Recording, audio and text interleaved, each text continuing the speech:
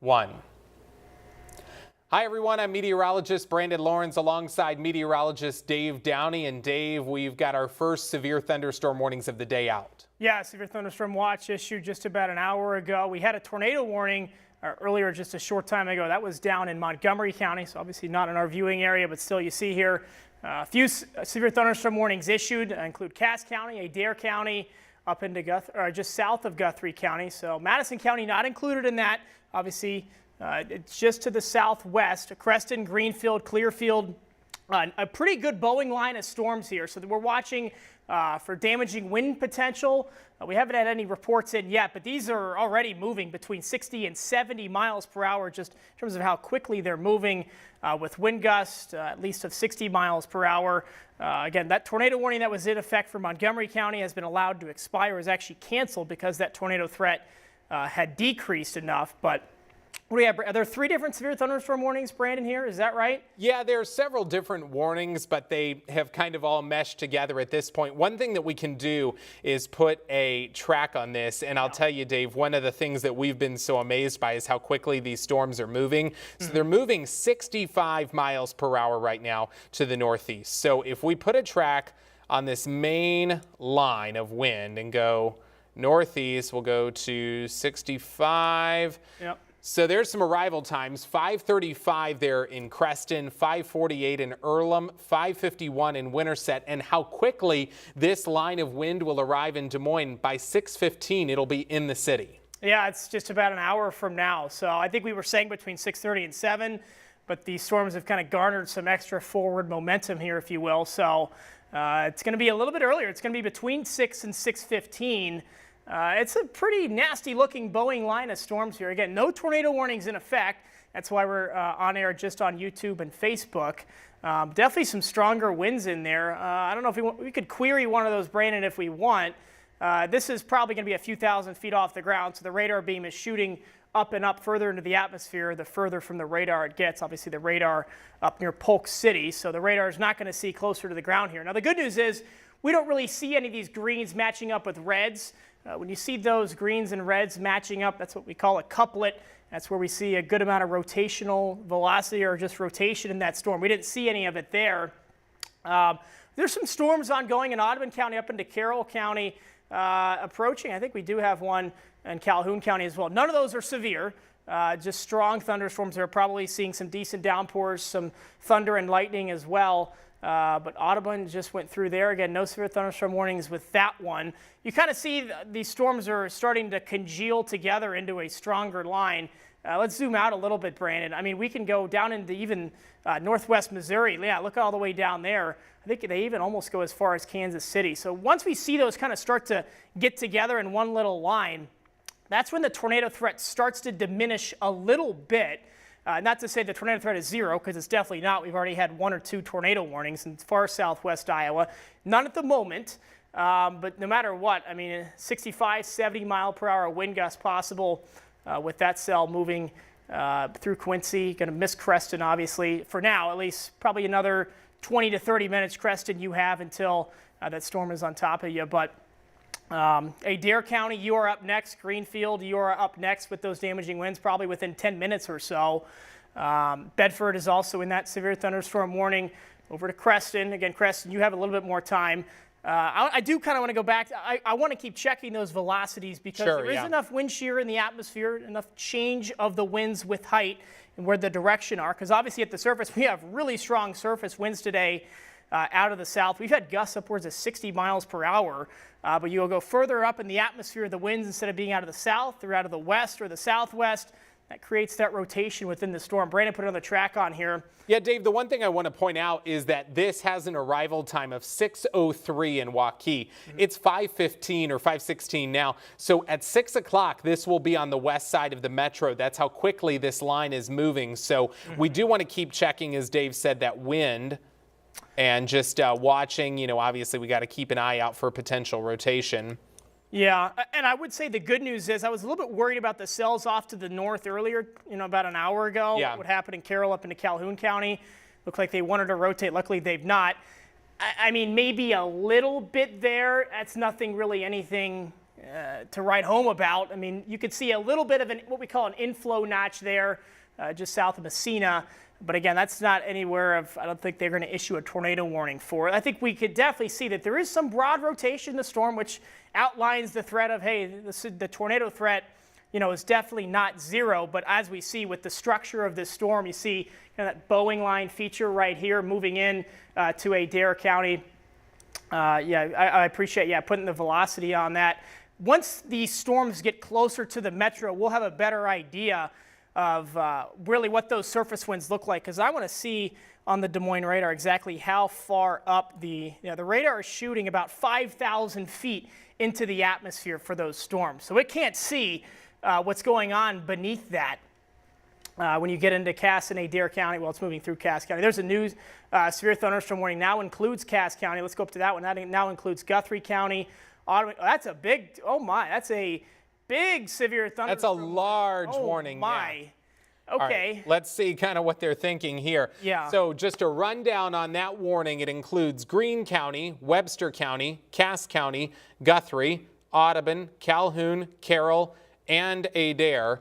This goes until 6:15, and that storm, that particular one, that cluster of storms, only moving northeast at 30 miles per hour. So moving a little bit slower than that other line, actually a lot slower. The main threat here, though, is still 60-mile-per-hour wind gusts. No tag that says tornado possible, no real concern of large hail at this point. Everything at this point, Dave, is a focus on wind. Yeah, that's interesting to me. So, these cells further to the south, in Adair, Union, Adams County, moving at 60 miles per hour, but then according to the Weather Service, this part moving at 30 miles per hour. I mean, can we put the ruler on this? I do kind of want to see. That is a very for the whole line? No, just for that one severe thunderstorm warning. I mean, it goes from the south edge of Cass County all the way up to the north edge of Webster County. That is a big severe thunderstorm warning. Let's see how far. Is that 100 miles? Roughly, yeah. 100 miles right there is how long that severe thunderstorm warning is. That's kind of, these are nowhere near the severe wind gust of what we saw on December 15th, but this is the kind of warning they issued on December 15th, which I think kind of streamlines the process a little bit, Brandon. I think it makes it easier to say. I think so. Anywhere along that line, I mean, obviously it's not pretty. Again, the radar is still probably about 50, 60, 70 miles away from these. So it can't really see those lower, what we call boundary layer dynamics closer to the ground that would probably more enhance the tornado risk. I'm reading that warning now. It does say tornado possible, yeah. But as you've pointed out, the rotation doesn't really lend itself right now to a tornado warning, but we also are really far away from the radar site as well. And they just issued, I believe, a new severe thunderstorm warning that is, you can barely tell where it is, but it is right here for central Adair County. Sure. And I can actually query that so that everybody can kind of see which warning I'm talking about. And we'll move this out of the way. That goes until 5:30, and that includes Greenfield. And that storm is headed right for I-80 with pretty strong winds. That's going to be wind at least 60 miles per hour, straight line wind gusts that'll be coming through. And then, of course, frequent heavy rainfall, thunder, lightning. And, Dave, we haven't really talked about this, but flash flooding is not a great concern today. But there are areas that are waterlogged from yesterday, Huxley, Cambridge, Kelly. Those areas, if they get some really heavy rainfall this evening, flash flooding could become a problem again. I saw pictures out of there this afternoon.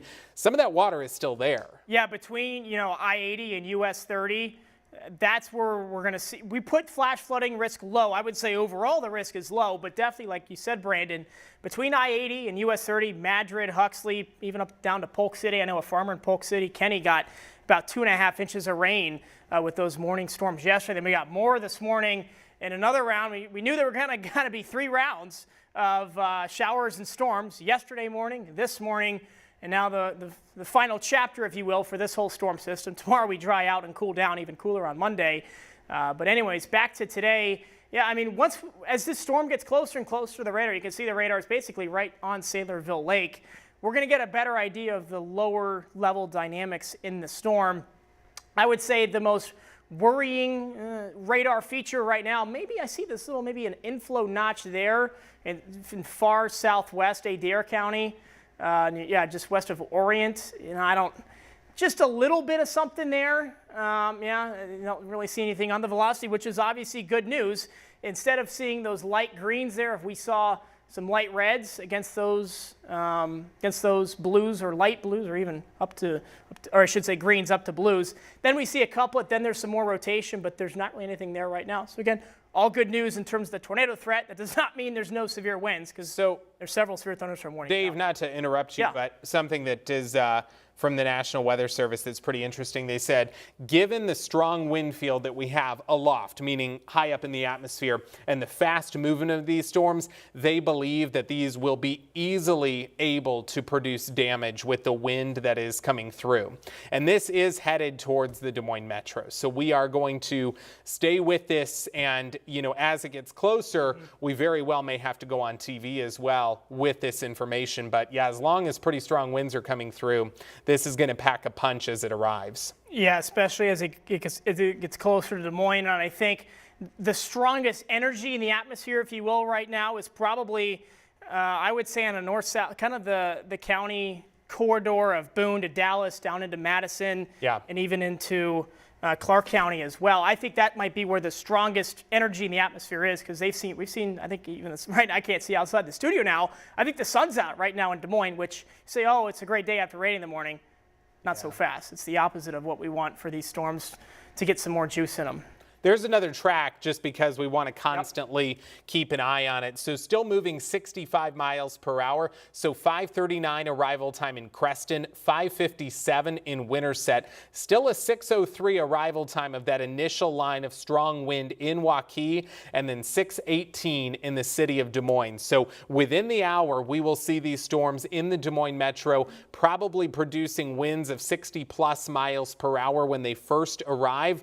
Can't rule out a spin-up tornado on this line. We will watch it like a hawk for the velocity there, but I would say the wind is the most concerning feature right now. My question, and you're right, with those, we don't see any, you see the legend up here. You see once we get to those pinks and whites, that means we're seeing some larger, not even rain, that's ice pellets, that's hail at that point. So we're not seeing any of that. I'd say at this point it's all a damaging wind threat. My head is kind of where Brandon's is right now. I'm kind of wondering what happens as it gets into Adair County. It seems like it has a bit of an inflow notch there, but again, we don't have any tornado warnings. The National Weather Service is saying tornado possible. Can we zoom out and go a little bit to the north? Sure. Because what I wonder is there's the next warning. Yeah, that's Adair into west part of Dallas County. What I'm wondering is, are these two lines going to kind of join together? Sometimes quite possibly, yeah. Yeah, sometimes when that happens, you could get some more inflow on this side of the storm. Maybe the northwest side of Adair County gets some stronger rotation. It gets a trend to watch, and that's what the models have been hinting at, is that the lines are going to join together. The question is, remember back on December 15th, that was not a supercell event. That was a squall line of storms that was moving at 60, 70, 75 miles per hour, but it still produced 63 tornadoes. So that's the point of that's to say you don't need discrete supercells that have that signature hook echo to produce a tornado.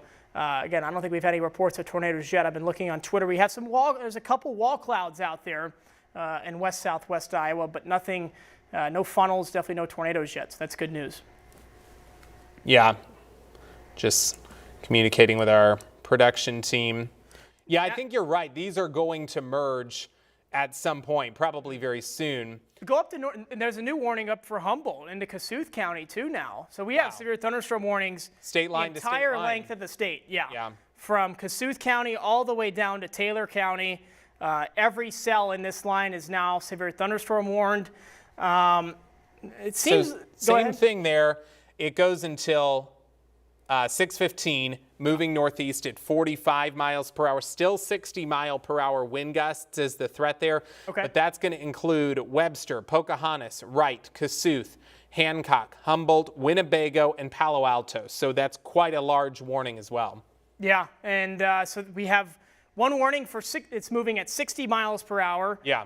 We have one warning for 45 miles per hour, and then one for 30. Yeah, I mean, I think overall the storms are moving between 50 and 60 miles per hour. You see there's a lot of space in between that warning for Greene County. Or I should say that's Guthrie County. Greene County is in further to the north of there. But I think even in Guthrie County and also up into Greene County, there's a lot of space in front of that severe thunderstorm warning here. So I think they're giving people, of course, extra time to find shelter. It's moving out of Carroll County and into Webster, or into Greene County with a bit of a bow echo there. So that'll be a little bit interesting to watch. So I think, again, the main threat here is some damaging winds. Large hail cannot be ruled out. But this is not going to be a situation like we had a couple months back, or I should say a month and a half ago, that the hail threat was higher. Because I wouldn't say it's very low, but it's definitely low today. No tornado warnings out there. How many severe thunderstorm warnings is there? I'm losing count. 6. Yeah, it looks like 6, but they've got some that are overlaying each other. Something I'm going to do to just give people to the north a little bit more information here as well. So this one's moving northeast at 30. I like to put tracks on storms as much as we can. So northeast at 30. Takes this into Scranton at about 5:30, to Fort Dodge at about 5:51, Jefferson at about 5:53, 6:14 in Panora, and 6:17 in Dayton. So winds of 60 plus miles per hour are coming in your direction as well. And then we've also got that warning farther to the north, and cities like Algona and Clarion, Belmont, those cities, Humboldt, you are going to see storms within the next half hour as well. Right now, everything that we are seeing indicates very strong, damaging wind potential. And as this rolls through, this line forms together and we see that damaging wind risk. We will need to monitor power outages as we go through the next couple of hours. We're going to have very heavy rainfall when this arrives, plenty of thunder and lightning. And actually, just out of total curiosity, I want to see how much lightning we've got on there. I'm seeing a lot of tornado. Oh boy, that's a lot of lightning. Yeah, a lot of tornado possible tags. Yeah, there are. So, and it's not going to take much. With how fast these are moving, you only need a little bit of wind going the other way, only a little bit of rotation to drop a tornado that would not, what we saw back on December 15th, the tornadoes wouldn't seem to be that strong, but the storms were moving so quickly. There was so much wind energy in the atmosphere. There were a couple dozen EF2 tornadoes. Luckily, we didn't see any big-time damage out of that. But it's a similar situation today. There's a lot of wind, a lot of wind shear out there. That's what's moving the storm so fast. So within an hour, they'll be in the Des Moines metro area. 6:15 in Urbandale, about the top of the hour in Winterset, the next 15 minutes in Creston.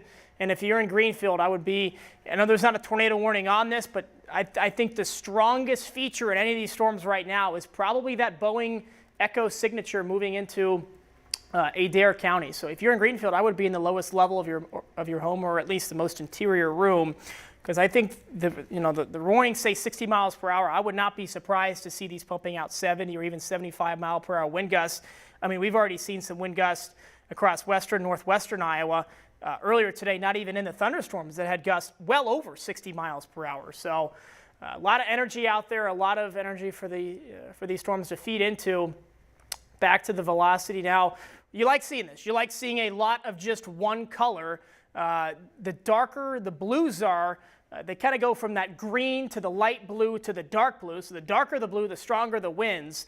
And as you get further away from the radar, you're going to get even stronger winds. So you see, there's darker blues back in Red Oak, but the front of the storm is all the way out in Greenfield.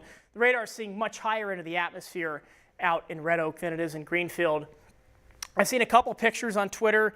There is a wall cloud with this one that's moving into Adair County. Okay. But there's not. I think I saw the storm chaser Hunter. I don't think it's rotating. But there's definitely. Yeah. Look at that. See, it's trying. You can see it's trying to wrap up there.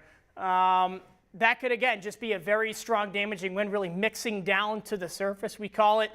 Like the National Weather Service said, Brandon, it's not going to take much to cause to cause damage from these winds, because they say 60 miles per hour. This it bow could echo easily be stronger, yeah. And I agree with what you said. There's not a tornado warning here, but if you live in Stewart, if you live in Redfield, if you live in Earlham, if you live in Dexter, I would go ahead and get away from windows and doors. This is going to be very strong wind coming through, and that is a pretty significant feature there right over Greenfield, and that's headed straight for I-80. And it looks like they may have just issued an additional severe thunderstorm warning. They updated that big one that they issued. Oh, I see. Took out Cass County. Obviously, the worst is past Cass. Right. If you're in Atlantic, you're seeing some downpours right now, but nothing more than that. Humboldt County still in that other. I mean, we have one, two. There's only 4 severe thunderstorm warnings, but the state is lined from north to south, from Kasuth County down to Taylor County, all with severe thunderstorm warnings. Again, no tornado warnings. So that is the good news, at least at this point. But I would say the strongest radar feature right now, Brandon, is definitely that one in Adair County. Absolutely, yeah. Right now. In fact, I'm going to do something. I'm just going to put a track on that one little segment. Yeah, do the cone. Yeah, and let me make sure the speed. So that little segment right there is going about 50 miles per hour. Okay. So we'll just go out.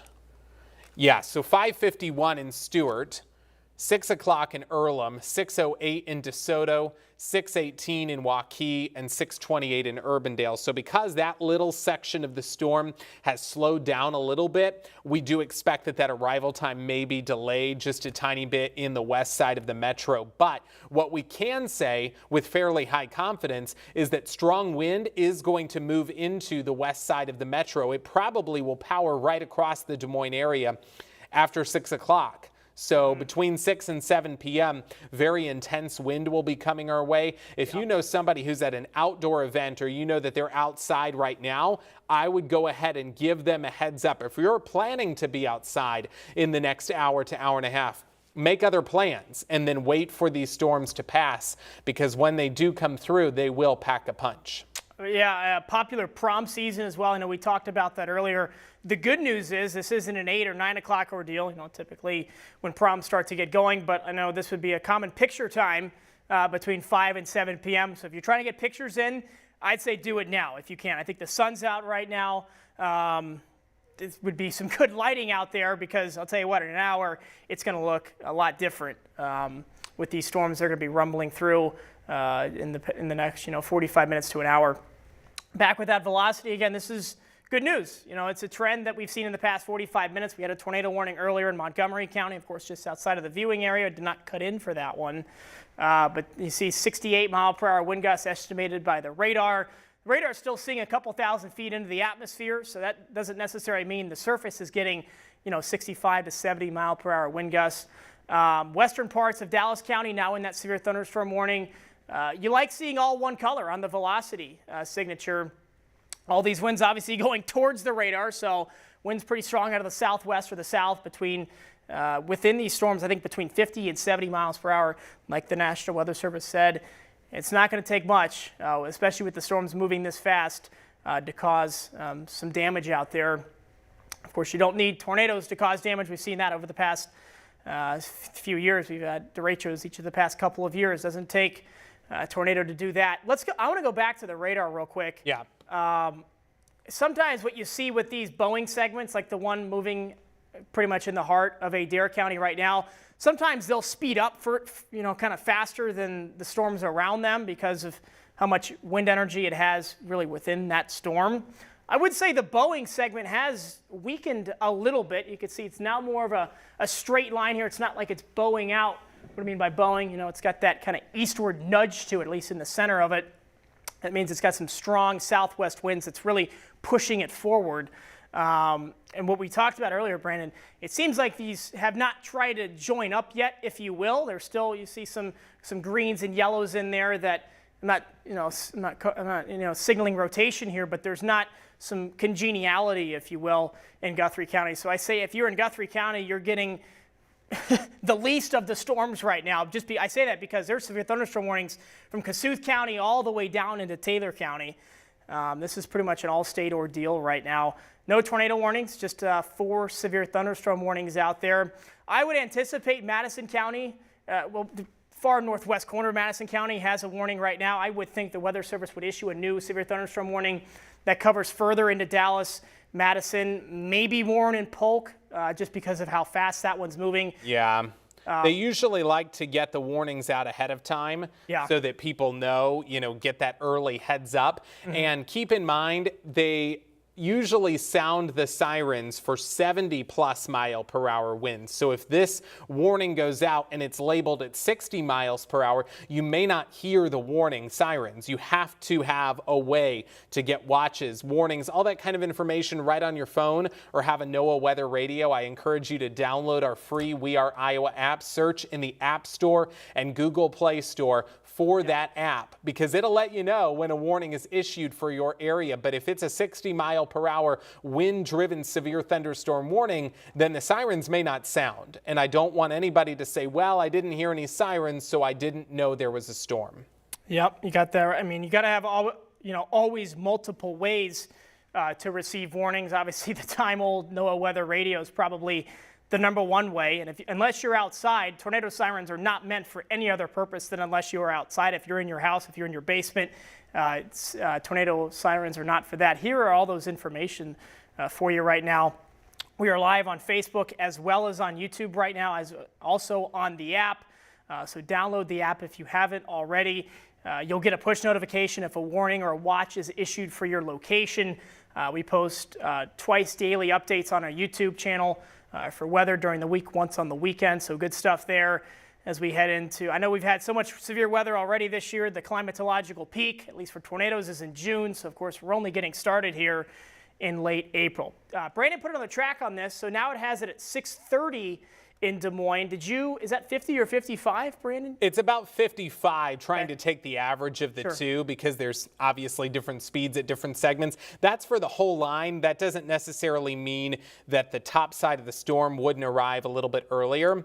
So generally, 6:15 to 6:30 is what I think would be a really solid arrival time for the Des Moines area. I do want to track that specific segment coming out of Greenfield right now and heading into Stewart, because that is a pretty strong feature right there.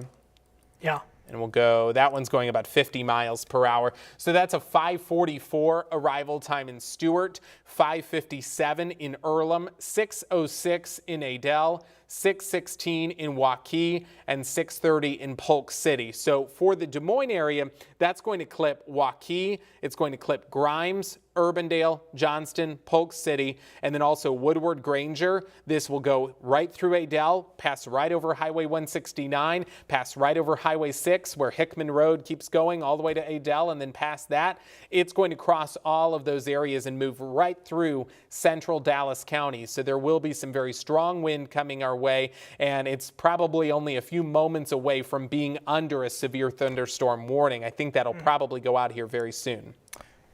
I would agree with that, Brandon. I mean, with how fast that particular segment is moving in Adair County, it's going to be in Dallas and parts of northwestern Madison County here in just a second. I'm kind of curious what they do with that big warning that they issued, from Guthrie County all the way up to northern Webster County. Yeah. There's still a good chunk that hasn't, of Greene County that hasn't seen much of anything yet. Let's actually track that one as well.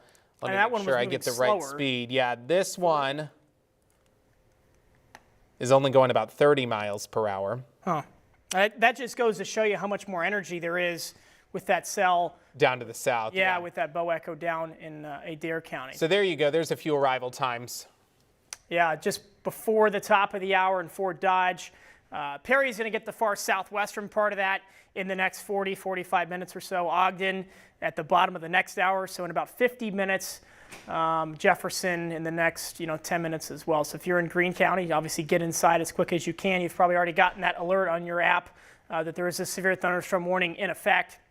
There's still the warning in effect up in northern Iowa. Of course, that includes Kossuth, Winnebago, Hancock counties, Humboldt County as well. Brandon, obviously the radar is much further away from this part. Sure. So that's why you kind of see it. Some of the colors are a little bit messier up here than what we're going to see as the storms in central Iowa get closer to the metro. But I would still say 60 to 65 mile per hour wind gusts still possible. But I still, definitely think this line is by far the most pronounced when it comes to a damaging wind threat. There you go. I mean, I wouldn't be surprised. I know they've only said 60. I wouldn't be surprised to see wind gusts well over 60, 70, maybe 75 miles per hour. We haven't seen any rotation in the past half hour, 45 minutes. So that, of course, as always, is good news. We don't see any of those reds and greens. Maybe a bit of a rotation there on the county line down into Crescent as well. Overall, we've seen a lot of those severe thunderstorm warnings with tornado possible tags on them, which means that, hey, there could be an embedded spin up in one of these. In terms of that damage, yeah, I mean, you might see a little bit. The color has changed, though, so the radar is going through some inner working technical stuff there to make the colors not look the same. But so you say, oh, now it's green and red all next to each other. That's not really a couplet. I think there's some broad rotation in that storm. There's no doubt about that. But there's no sort of tight couplet or what we call a TVS, or tornado vortex signature. Right now. Broad rotation is the first thing that we look for to determine whether or not a tornado would form. We have kind of a three-part process. We look for the broad rotation, which often involves a wall cloud. We know we've seen a wall cloud already today. Then we wait for a funnel cloud to develop, which is more or less a tornado that forms out of the cloud but has not reached the ground. We've seen those funnels before. And then that third step would be a tornado on the ground. We do not, I want to clarify, have any tornado on the ground scenarios right now. No tornadoes occurring, but there is enough broad rotation that we've got to watch these closely. And if you live in Dallas County or Madison County, if you live in the Des Moines area, you should expect very strong wind to arrive within the hour. It's going to get here pretty soon.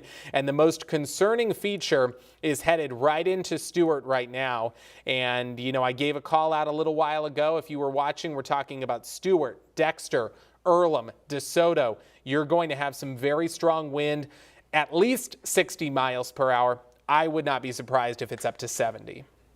With how strong that Boeing echo is, it's kind of been cycling back and forth between, so what this is kind of doing right now, there's a strong area of kind of a punch behind the storm here that's really propelling it further to the, not further, quicker to the east-northeast. So that's why we've seen this storm moving at 55, 60 miles per hour, as opposed to the ones further north only moving at 30 or 40.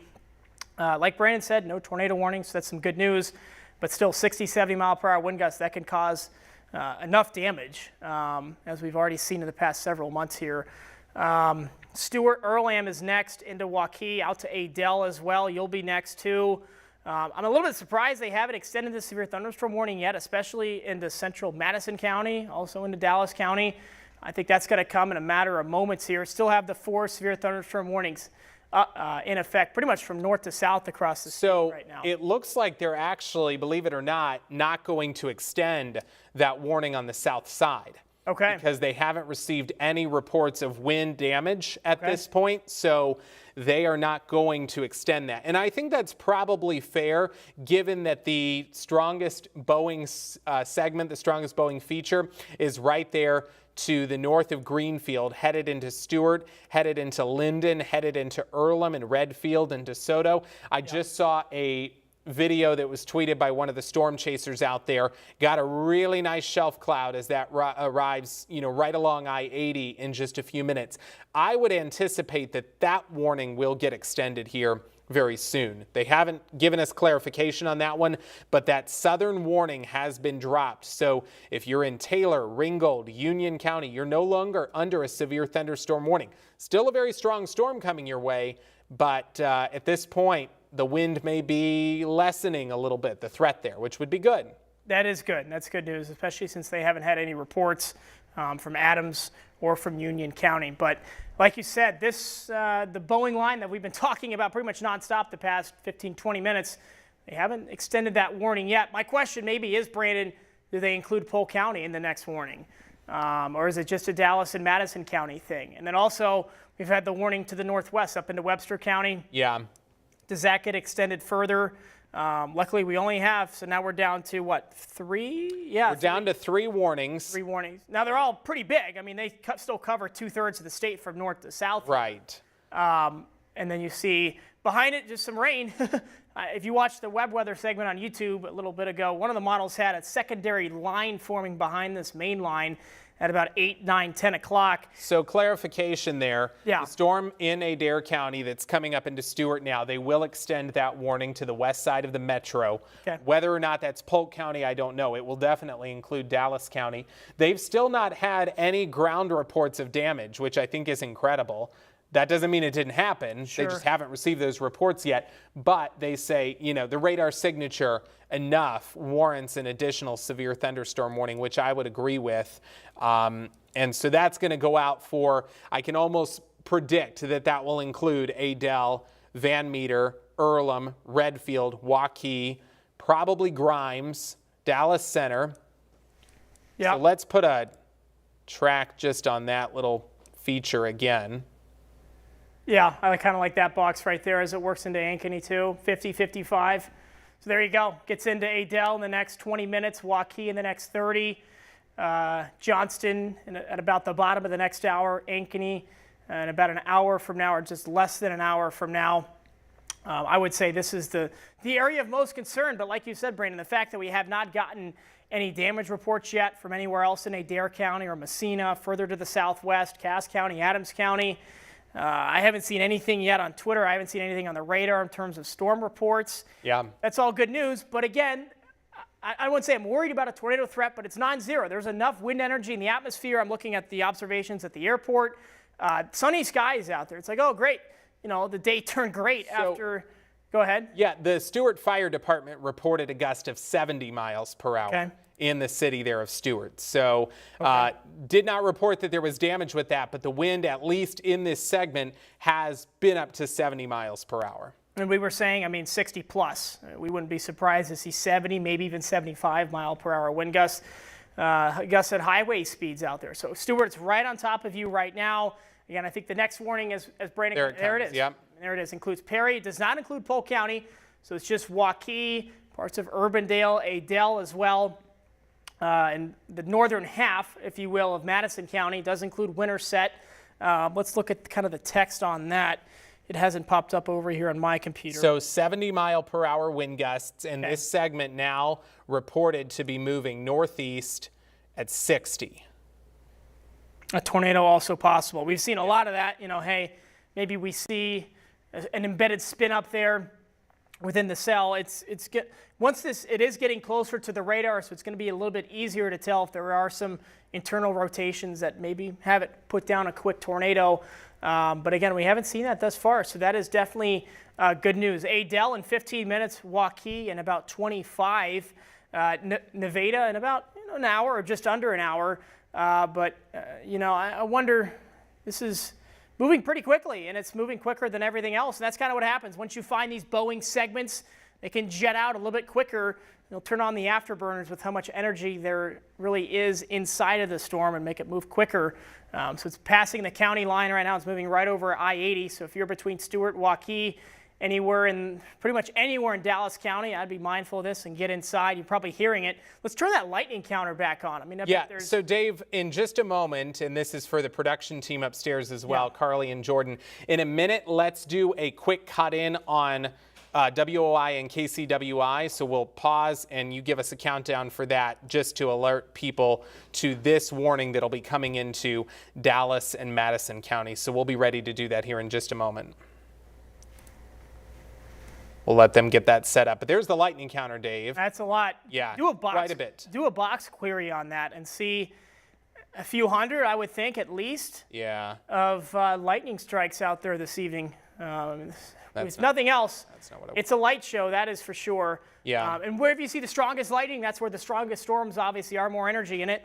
That's why we see most of the lightning occurring along with the storms along and south of I-80, basically from Stewart down into Creston. The warning was allowed to expire for Creston, so Creston, you are not in a severe thunderstorm warning, but still some strong winds possible. There's no doubt about that with that Boeing segment. All right, Dave, let's take a pause for just a minute. We're going to do a quick cut in on WOI and KCWI. Our live stream will still be going, so you'll hear it as well. And we're just going to wait for a hot second here to get a cue from our production team.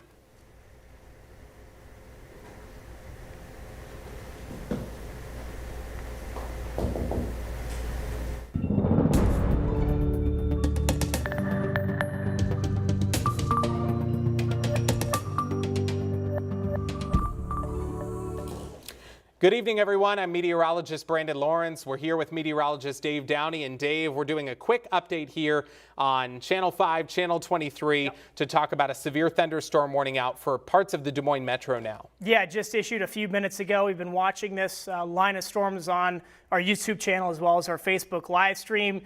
New warning out that includes the northern half of Madison County as well as pretty much 90% of Dallas County, if you will. You see this kind of bowing line of storms just southeast of Guthrie Center through Stewart, down into Adair County, moving to the northeast at about 50 or 55 miles per hour. There's a live update on that radar. We haven't had any tornado warnings in the past 45 minutes to an hour, which is obviously good news. We had a report earlier out of Stewart from the Stewart Fire Department of a wind gust of 70 miles per hour. Brandon is putting a track on this, moving to the northeast between 50 and 60 miles per hour. So here we go. Adel in the next 10 to 15 minutes, Joaquin about 20, Urbandale in about a half an hour, downtown Des Moines in the next 45 minutes or so. So I think 6:30 is about the go time for downtown, and Nevada in just under an hour. It does not include Polk County. You see the warning kind of stops there at the Dallas-Polk County line, but it's moving pretty quickly off to the northeast between 50 and 60 miles per hour. The National Weather Service has put what we call a tornado possible tag on that, which means an embedded spin up is possible. And Brandon's widening out the radar. I mean, this is kind of interesting. There's only 3 severe thunderstorm warnings, but they're going from Kossuth County all the way down basically to we had a time earlier where the entire state from north to south was covered in severe thunderstorm warnings. Here's another one on a line from Webster County down into Guthrie County. This one's moving a bit slower than that one moving into Dallas County. Jefferson in the next 10 minutes, Fort Dodge also in about 10 minutes. You're on the northern edge of that. Webster City about an hour, and Perry in about 40 minutes. And there's also that warning up in Humboldt and Kossuth County. The radar is further away from that, so we don't get quite as good of a signature. It doesn't look quite as good. It looks a bit messy when the radar is further away. That one's also moving off to the east, northeast, probably the northeast, between 40 and 45 miles per hour. But I would definitely say, Brandon, the strongest signature with this line of storms right now is this one you're circling back to. Moving into Dallas County, pretty strong little bow echo on this. We've had reports on Twitter of wall clouds. One of them was rotating earlier. We had a nice RFD, a rear flank downdraft, basically one of the ingredients you need to produce a tornado. We haven't seen any funnel clouds yet, so that's some good news. But if you're in Waukee, if you are in Adel, if you're pretty much anywhere in Dallas County, Van Meter, Earlham, I wouldn't, get inside at the very least. If you're outside, I don't think you're going to hear those tornado sirens, but still, we've had reports. They very well could be sounding because this is for 70 miles per hour. So, yeah, I would just say if you live in these areas, head inside because we've got damaging wind gust potential. We have not had any reports of damage just yet. That does not mean that damage isn't occurring, but this line is packing a punch for sure. Obviously, these tips for a tornado, but they apply the same way here. You want to go inside and away from windows and doors. We're not currently watching a tornado threat, but at any given point, one could spin up along this line. So at this point, the time now is 5:55. Dave, I think we'll send it back to programming because in just a few minutes, we'll be getting ready for Local 5 News at 6. But this is a pretty powerful line within 20 to 30 minutes arriving on the west side of the metro, and we will keep our eyes on it. We have our live stream going on YouTube, on Facebook Live, and at weareiowa.com. You can also download the free We Are Iowa app. If you are in the Des Moines area and you are outside, it's time to head indoors because this is a pretty strong line of wind coming in our direction. So Dave, at this point, let's send it back to programming, back to the final minutes of ABC World News Tonight, and then we'll see you here in just a few minutes for Local 5 News at 6.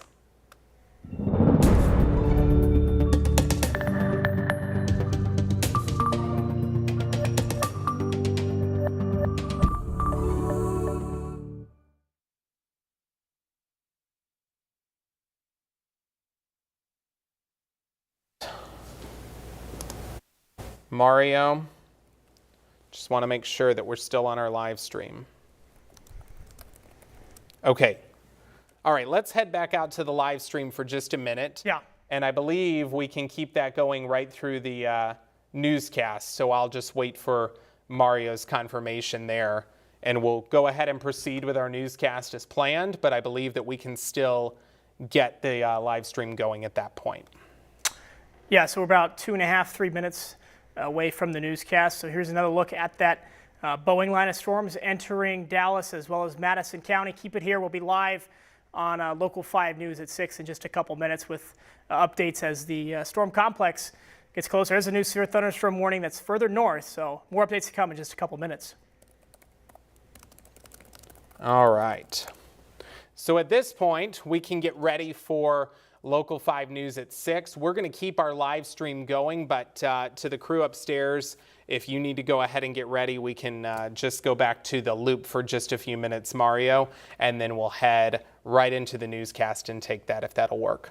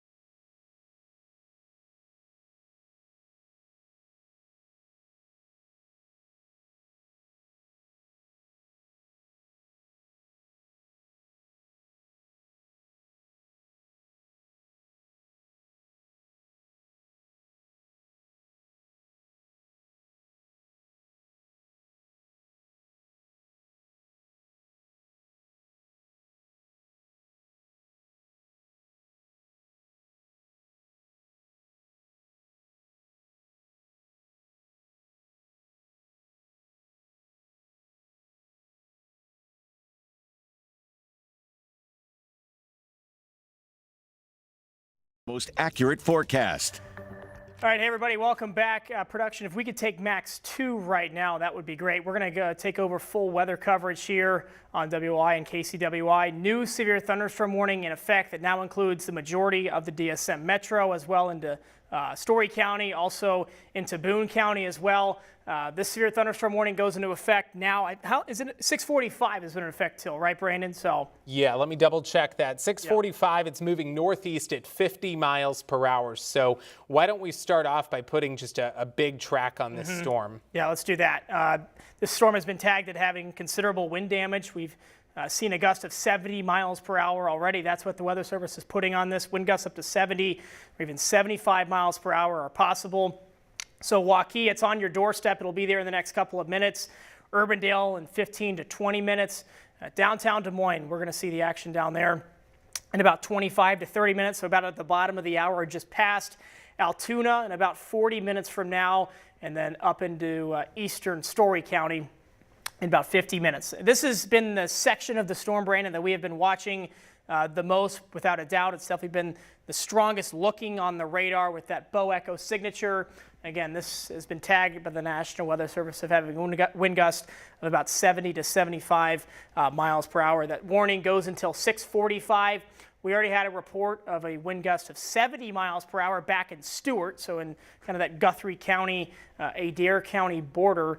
And this is a decent looking storm here, Brandon. Some of the models had, once the storm complex got to I-35, had it kind of weakening as further and further as it got. We haven't really seen that thus far. And there's also a warning up further north, includes Boxholm up into Webster County as well.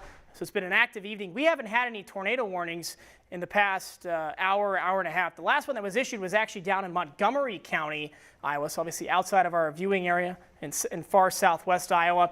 Let's put the velocity, look at that. It's just surging forward further than pretty much all. You see kind of up into Boone County, up into Webster County, those clusters of storms are really falling behind this main batch. So that's where you kind of know this line is kind of taking over here as it's entering the eastern part of Dallas County. It's going to be making the cross into Polk County here, so it's only a few minutes away from our studios here in West Des Moines. If you're anywhere west of I-35 right now in the metro, there's no tornado warning on this. I understand that. I would still get to your basement, at the very least get inside. There's been a lot of lightning on this as well. So Dave, sorry, not to interrupt. Let's take a quick pause. We need to pause so we can get on KCWI as well. Okay. And we kind of jumped into this pretty quick because this warning got extended for the Des Moines Metro, and the sirens are sounding because we know that it's got potential wind gusts of 70 plus miles per hour and hail that is up to 1 inch in diameter. There actually was hail reported with this as well. Okay. And because it's moving right into the heart of town on a Saturday evening, there's proms going on, there's so much going on. We got to let people know this is a big wall of wind, a very powerful storm moving into the Des Moines Metro right now, and that wind is approaching the west side of the metro as we speak. Yeah, and I just got word from our director that we are good to go on KCWI. So we're on air on Channel 5 and Channel 23. The Boeing line is about to make that cross from Dallas County into Polk County, wind gust. Where was that hail? You said we had hail? I see it on the radar now, about 1 inch diameter hail. Where was that reported? Did you? Yeah, we had hail in Minburn. We had hail in Dallas, central Dallas County. Dexter, Redfield had hail. So several areas that did report that hail. Gotcha. And I just saw we had a report in Dexter. I think you might have mentioned this, a 70 mile per hour wind gust estimate. Yeah. And we don't want to leave out the people who are on the north side of this as well. Fort Dodge, Fort Dodge is in the thick of it right now. Webster County, I think the wording on that, Brandon, had 60 mile per hour wind gusts, so maybe not the 70. It does, yeah, and it's moving northeast at 35. We've been watching this line too. It's been moving a lot slower. Yeah, the dominant cell has definitely been, the dominant cluster of cells has been the one along I-80. So there you go. Boone in the next 20, 25 minutes. Webster City in about a half an hour. Story City in about an hour, just under an hour. Ogden in the next 10 minutes. So if you're in Fort Dodge, it's on top of you right now again. There's no tornado warnings in effect, which is obviously great news. We mentioned there being a possibility of seeing a quick spin up today. We've seen a lot of tornado possible tags in a lot of these. But you see there, it's not, yeah, I mean, maybe west of Granger, you see that little speck up there, Brandon? I'm not sure that's much of anything. But whatever, no matter the case, look at that, 65 mile per hour velocity. And as these storms get closer and closer to the radar, we've talked about this on the live stream, on our Facebook, on our YouTube. The radar's going to have a better idea of how strong the winds really are. Sample those over Waukee. Those got to be around 70 miles per hour in eastern Dallas County. Yeah, 75 mile per hour, and that's close enough to the radar. That's less than 1,000 feet off the ground. Those could easily mix down to the surface. And that's why you hear the tornadoes. I hear the tornado sirens outside our studio in West Des Moines right now. I like how, Brandon's got this in motion. I really like it because you can see how this cluster of cells all in Dallas County is surging ahead of those other ones further to the north and the northwest across, Greene County up into Webster County. Now, Brandon, the warning for Algona and maybe Humboldt too was allowed to expire. That one has since dropped off. Yeah. Okay, just Algona. So the far northern warning. So to kind of put everything into perspective for you, we kind of took over the newscast here.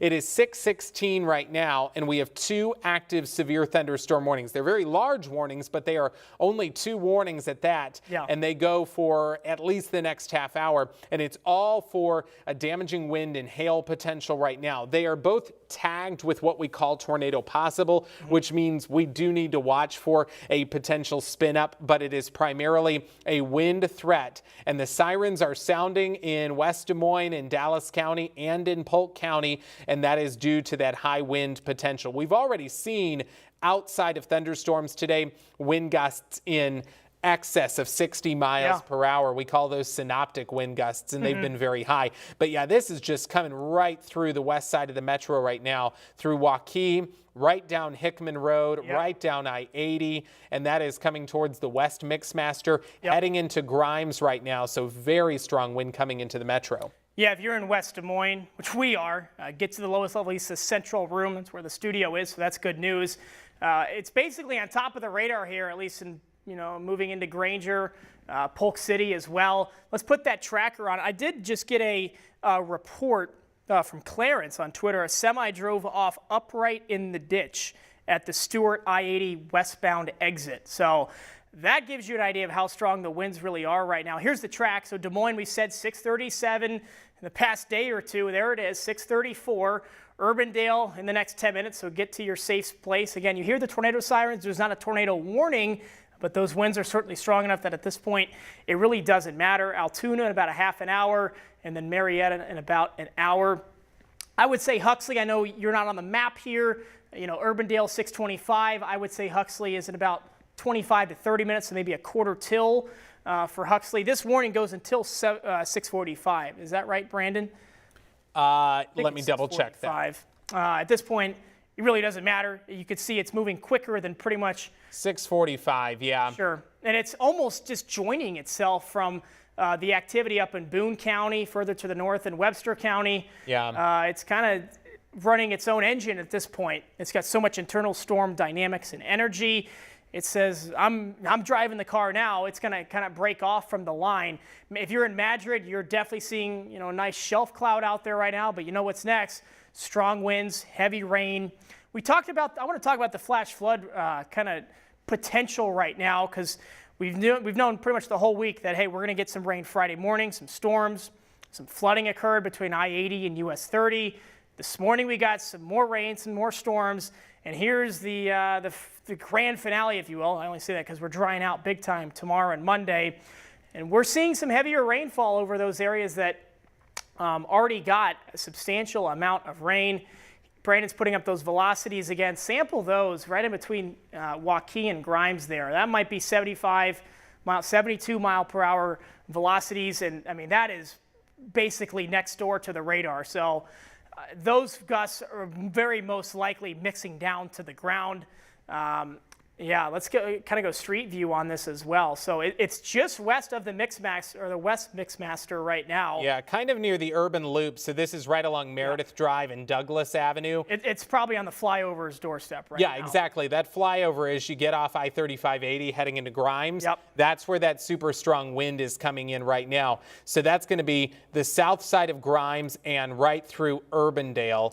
and eventually that'll go through the heart of Urbandale. The rain is now coming down in West Des Moines, so I hear that. it is starting to arrive at this point, and we just want everybody to know, it can be disconcerting when the sirens start to sound, especially because we've been talking about rounds of storms over the last several days. This is, at this point, a wind-driven threat. I don't have any reason at this moment to believe there will be a tornado. We cannot rule out one tonight, but since we have not seen one right now, and at this point, I feel moderately confident that we won't see one. Yep, I agree with that, which is obviously good news. We kind of saw with the models this morning that they were kind of inching up the tornado threat since kind of these cells first moved out of southwest Iowa, Montgomery County in specific. We haven't seen any tornado warnings since they've gotten into our viewing area, which is very good news. It's making the cross now. I hear the rain on our studio's roof right now in West Des Moines. We're just inside the West Mixmaster. So the radar is swallowing up some of that rain right now, Brandon. So yeah, it's so close to the radar site. There's a thing that we call the cone of silence, where when things get underneath that radar site, they become a little bit disjointed. So we've got this one big warning out for the Des Moines Metro, and the rain's just coming down pretty heavily now and the wind gusting. But I can't, discredit the line that's also going into northern Iowa right now, and that's moving into Eagle Grove, Webster City, the Duncombe area, Clarion, and eventually it'll be headed to Williams. This is approaching Lehigh and Stanhope right now, and that line, although it's moving a little slower, is still going to pack a punch with strong winds as it gets close to I-35. Yeah, it is. We've almost seen these lines splitting off into two now. Let's zoom out a little bit, because now there's almost a north line north of I-80 and the main line, which you almost can't really see now because it's on top of the radar. From Madrid down to Granger, down to Grimes, so US 169 and east, basically between US 169 and I-35, it's showtime. We hear the rain pounding on our roof right now here. Again, no tornado warnings. That's hey, the best Dave, news of the, let's go into the Polk City area really quick. Yep. Because the Weather Service says they've noticed some rotation southwest of Polk City right now. Tornado warning coming north. There it is. There it is. Yep. All right. So, folks, we've got a new first tornado warning of the day, and that is for the north side of the Des Moines Metro. So let me tell you what that is. Until 6:45 p.m., there is a radar indicated tornado, which means we don't know that there's one right now, but there's enough rotation on Doppler radar to lead us to believe that there could be a tornado there, and that is just to the southwest of Polk City. There it is. Very narrow box there. It is. Tornado warning. All right, so let me pull up velocity. Yep. I'm interested to see what kind of, because this is almost right on top of the radar here. That's really hard to tell. It's almost over Saylorville Lake, as we speak. Maybe try the Omaha radar just because, until maybe one or two more scans as it gets further east towards US 69, maybe we get a better scan here, but maybe that's the Omaha radar. You can maybe see a little bit up there in far northwest Polk County. I also see now tornado warning also coming for Humboldt County. Okay. So this is going to be a new tornado warning further to the north. Also possible rotation southwest of Eagle Grove reported by law enforcement. So here we go. We had no tornado warnings up to this point, and now just before the bottom of the hour, one for the north side of the metro. It technically does not include Ankeny. It includes Polk City, Elkhart, the far north side of Ankeny. So basically, that's still a good portion of Ankeny on the north side there. So if you are in the north side of Ankeny, if you're in Polk City, if you are right around the Saylorville Lake area, if you're in Alleman, Elkhart, and anywhere along I-35 in northern Polk County, you need to be in that safe place now. Let's pull up the velocity now, because maybe it's moved further, far enough away from the radar. I'm going to pause the radar and see if I can get any sort of indication as to what's going on there. That looks like it may be from the sweep before. I'm not sure. Quite possibly. Maybe hasn't done another sweep. Yeah. Correlation, hopefully we don't see anything here, but I'm just trying to think of potential ways to see it. Yeah, when it's that close to the radar.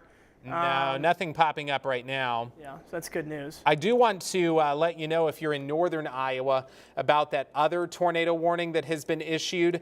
This is for the northern side of the line. This is including parts of Wright County and also Hancock County there. This is going to include, it's past Renwick at this point, but the Kanawha area, Belmond, Clem, Britt, Garner, and Goodell. Remember, the Kanawha area actually had a tornado just a couple of weeks ago. An EF2 tornado went through that area on April 12th. So we want to watch that very carefully. That technically goes onto the edge of our viewing area, but is one that we'll still watch, of course. That one's moving northeast at 55. So Yeah. we almost saw these two lines splitting apart. The north side was moving slower than the one moving across the metro right now. Now the north side of the north line has started to speed up. Did you see the speed with this tornado warning? Was it 50 or 55 as well as it moved off to the east Let me northeast? double check. Okay. Does include the north side of Ankeny. 50 miles per hour, yeah. Sure. So, Otter Creek Golf Course, certainly today would have been a great day to get out to the course. But if you're there now, I almost see a bit of a notch further to the north here. I see that too, yeah. Right I'm going to here. try to query the velocity. Yeah, look at that. I mean, you don't see a whole lot there, but there's a little bit of an inflow rotational there. What do we got there for gate to gate? 7, but still so even if there's not a tornado on the ground there. It's intense wind. Yeah, and nonetheless. it's next door to the radar, so we're not shooting way up into the storm. It's like you said, intense wind. Yeah, let's zoom out a little bit. Okay. Because I bet it's the bulk of the severe thunderstorm warning is basically probably right over downtown or approaching downtown. Yeah, just torrential rain coming in. There's another bit of an inflow notch there, right on the 35 north. Yeah, right there. Yeah. Maybe see if we can put the scope on that one. Not as impressive, but still you see a little bit of an inflow into that storm, trying to create that rotation off Beaver Drive, that exit on the north side of the metro. But I think we should focus on the tornado warning. That is, of course, on the north side of Polk County. What is that, northwest 116th? Yeah, 118th. Okay. Yeah, if you are basically right along Highway 69, so the north side of Ankeny Boulevard, Yeah. you need to be in that safe place right now. This is a radar indicated tornado, which means we have enough reason to believe that there could be a tornado on the ground. Doesn't mean there is one, and we have not had any ground reports of that right now. We had a funnel cloud report over Saylorville. I think you were just about to say that too. Yeah. So remember, the radar is basically across the street from Saylorville Lake, so we wouldn't be able to see anything here. Like that funnel cloud report, we kind of saw the rotation strengthening a little bit as it got closer to Polk City and the north side of the metro into the northern half of Polk County. And of course, we do have that bit of an inflow notch down just south of Johnston as well. But we do have to maintain our focus on this tornado warning cell. It's basically right on top of the radar in northern Polk County. Maybe another velocity scope on it because we did see a bit of a rotation.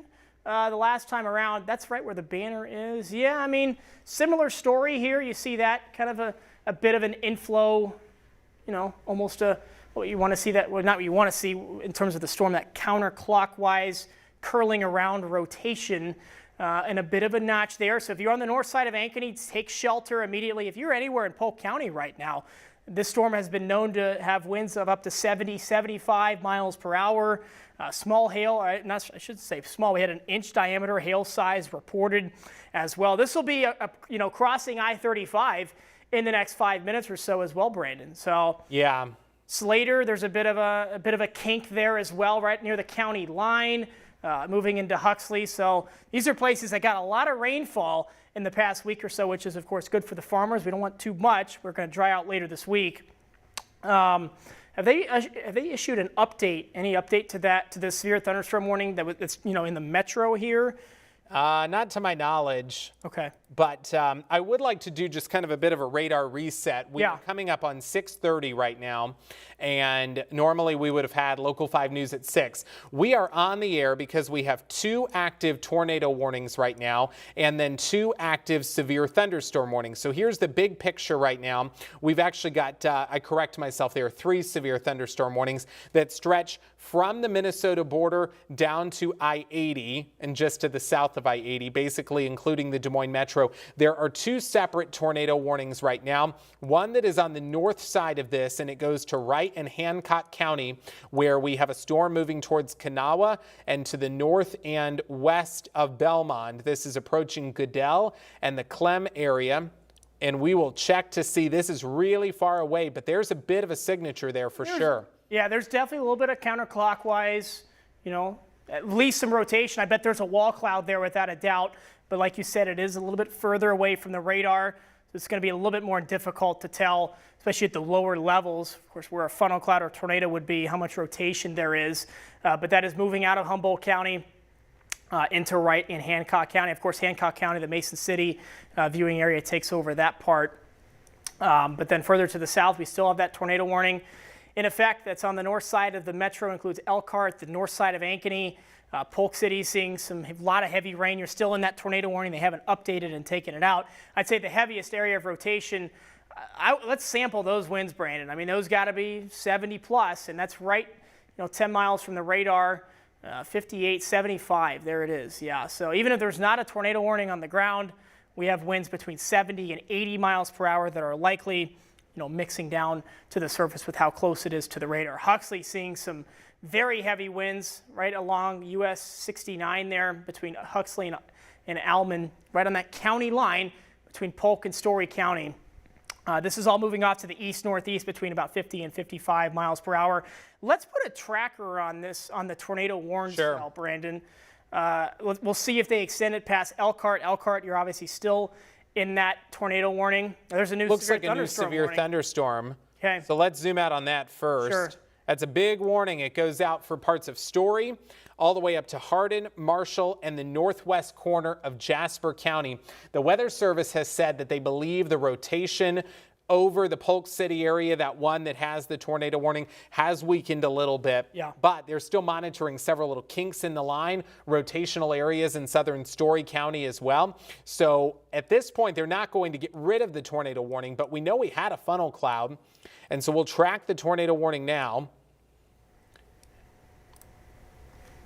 Well, that's not going to go out far enough because it's moving so fast. Moving so quickly, yeah. Maybe zoom her out a little bit there. All right, now let's try see how far out. I mean, tornado warning or severe thunderstorm warnings into the western third of Marshall County. So there's some arrival times, about 6:40 in Elkhart, 6:49 in Maxwell, 7:07 in State Center, 7:22 in Marshalltown, and 7:31 in Montour. So this is probably not going to be tornado warned that far out, but this section of the storm where we're seeing rotation, where we're seeing very intense wind, that is probably going to be moving in those directions. And something I want to note, there is some light rain on the back side of this, but once this moves through your area, the heavy rain's already done in West Des Moines. It is. That's how quickly this is moving. So our focus has to be on the leading edge of that line, and I was just trying to tornado warning until 6:45. Yeah. So they're gonna. I think they obviously cut it down. So Polk City no longer in that tornado warning. So now it's east of Polk City, just west of US 69 as well. So they're not going to cancel it. They did say, right, Brandon, that the rotation has been weakening a little bit. Right. It's probably crossing I-35. There it is right now. I don't see anything on the reflectivity here that makes me believe that there's some strong rotation ongoing, but they did say further north on the line into Story County, the rotation was a little bit more impressive. Yeah, you probably see a little bit of an inflow notch there as well.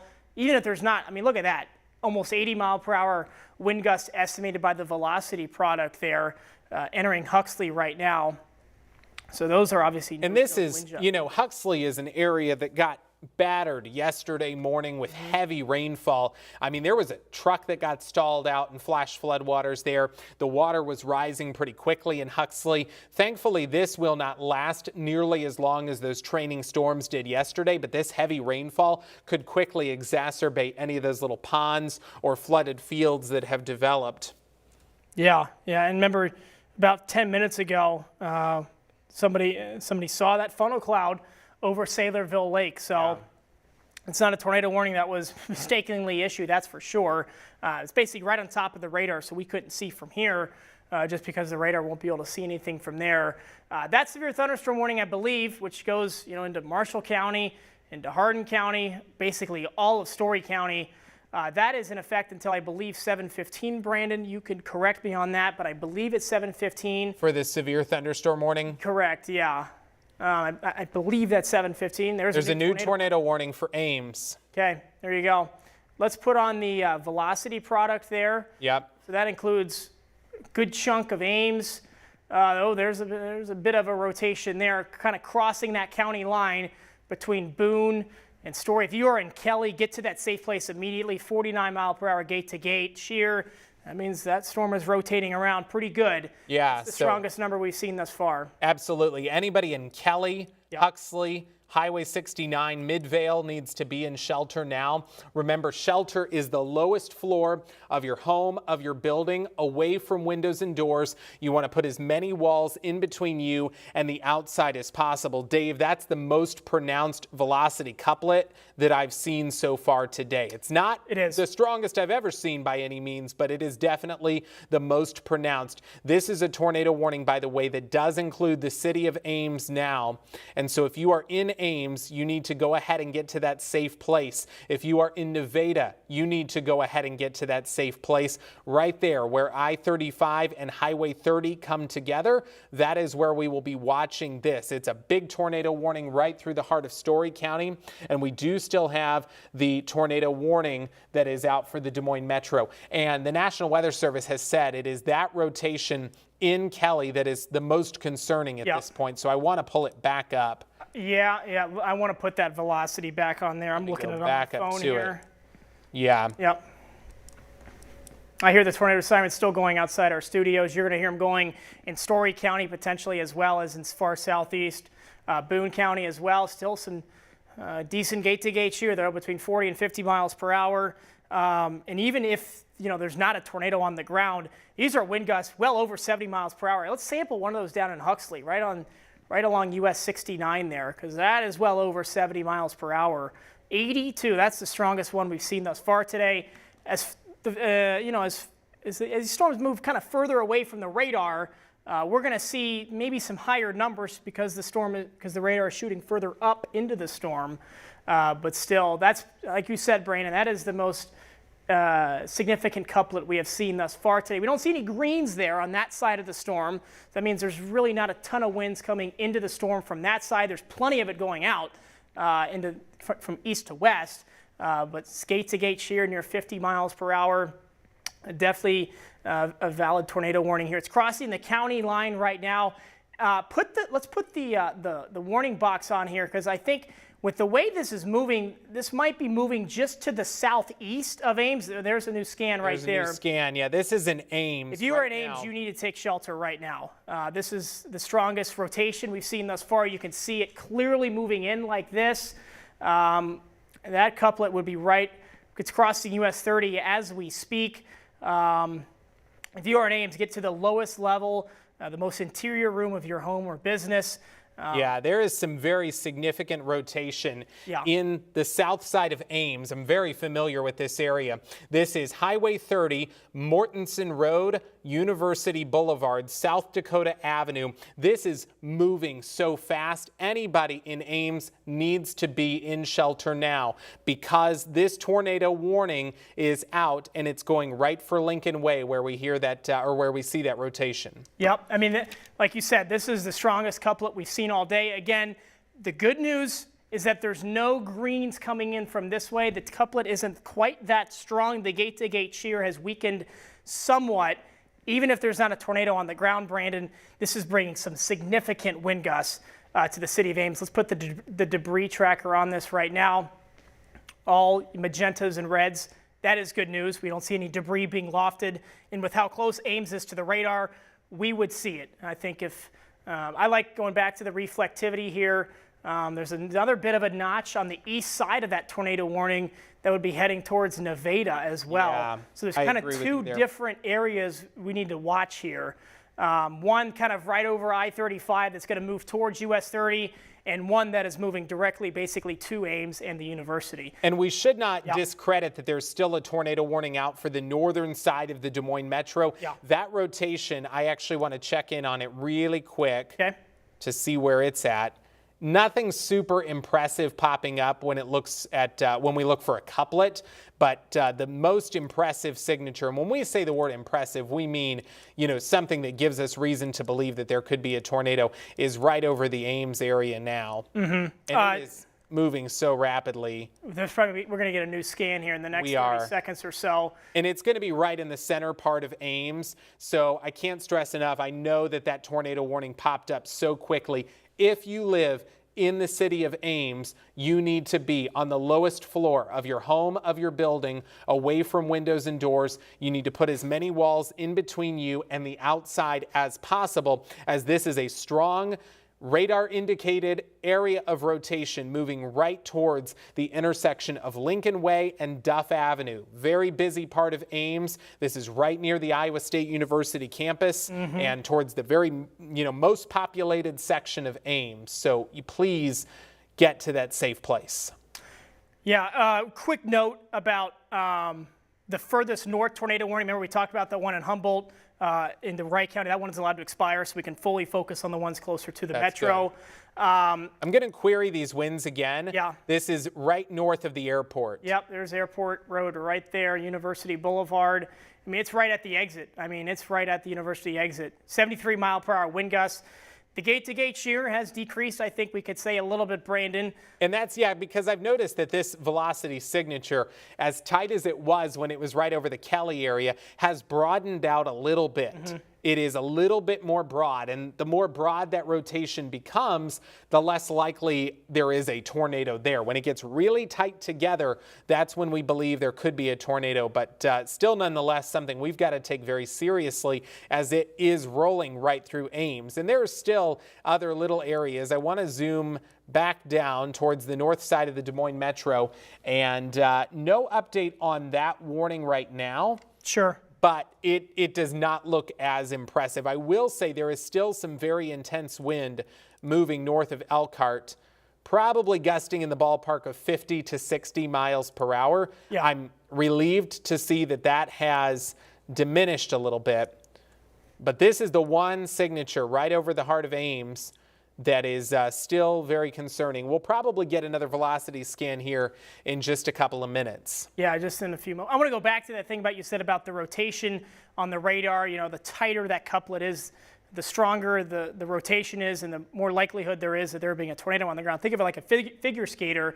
When they bring their arms in, they're spinning faster and faster, as opposed to when their arms are further out. It means they're using more energy in a longer area, longer surface area. Similar idea here with the velocity product we have here. The tighter this couplet is, the stronger the rotation is, and the better chance of that storm producing a tornado is. And I'm a little surprised we haven't gotten an update yet, Brandon. I am too, yeah. It's been a few minutes. It has. It's kind of interesting. The radar updates every 2 minutes, and we haven't. I would think by now it's hopefully passed to the northeast of Ames, at least the worst of it. Yeah. I'm going to go back to the... There's a new severe thunderstorm warning, by the way, down in Creston. So that one has picked up quite a bit. It has. It definitely has. You can see kind of what we saw earlier back in Adair County, when it moved out of Cass County into Adair County. See that kind of bowing line right there? That's going to produce some damaging wind gusts as it moves out of Creston, or excuse me, into Creston, I should say, north and west of Mount Ayr. Yeah, so Creston, Afton, Tingley, Clearfield, north of Mount Ayr, Highway 169 there in Union and Ringgold County. Some pretty intense wind is coming your way. The storm is generally weakened over Madison County, Dallas County out of the warnings now, and the storm is over in that area. But there is still quite a bit of a storm. I will say this has started to fall apart, the line as it's passed through the Des Moines area. It's still strong, and it looks like a little outflow boundary trying to develop out ahead. An outflow boundary would just signal very gusty winds approaching Bondurant, Altoona, Mitchellville, Pleasant Hill, and still that tornado warning that is out for the north side of the metro, but that storm has completely passed that warning now. This is still the area that we've got to watch, Nevada and Ames. The whole storm is north of Ames. That's how fast this thing is moving. We still have not gotten a velocity. Oh, there it is. There it is, yeah. Update. So now the better rotation is almost further to the east, kind of near Nevada. Zoom out a little bit there, Brandon. Yeah. Yeah, now you see that kind of, you got the counterclockwise flow on the northwest side, more of that southeast flow on the south side. There is definitely some broad rotation there.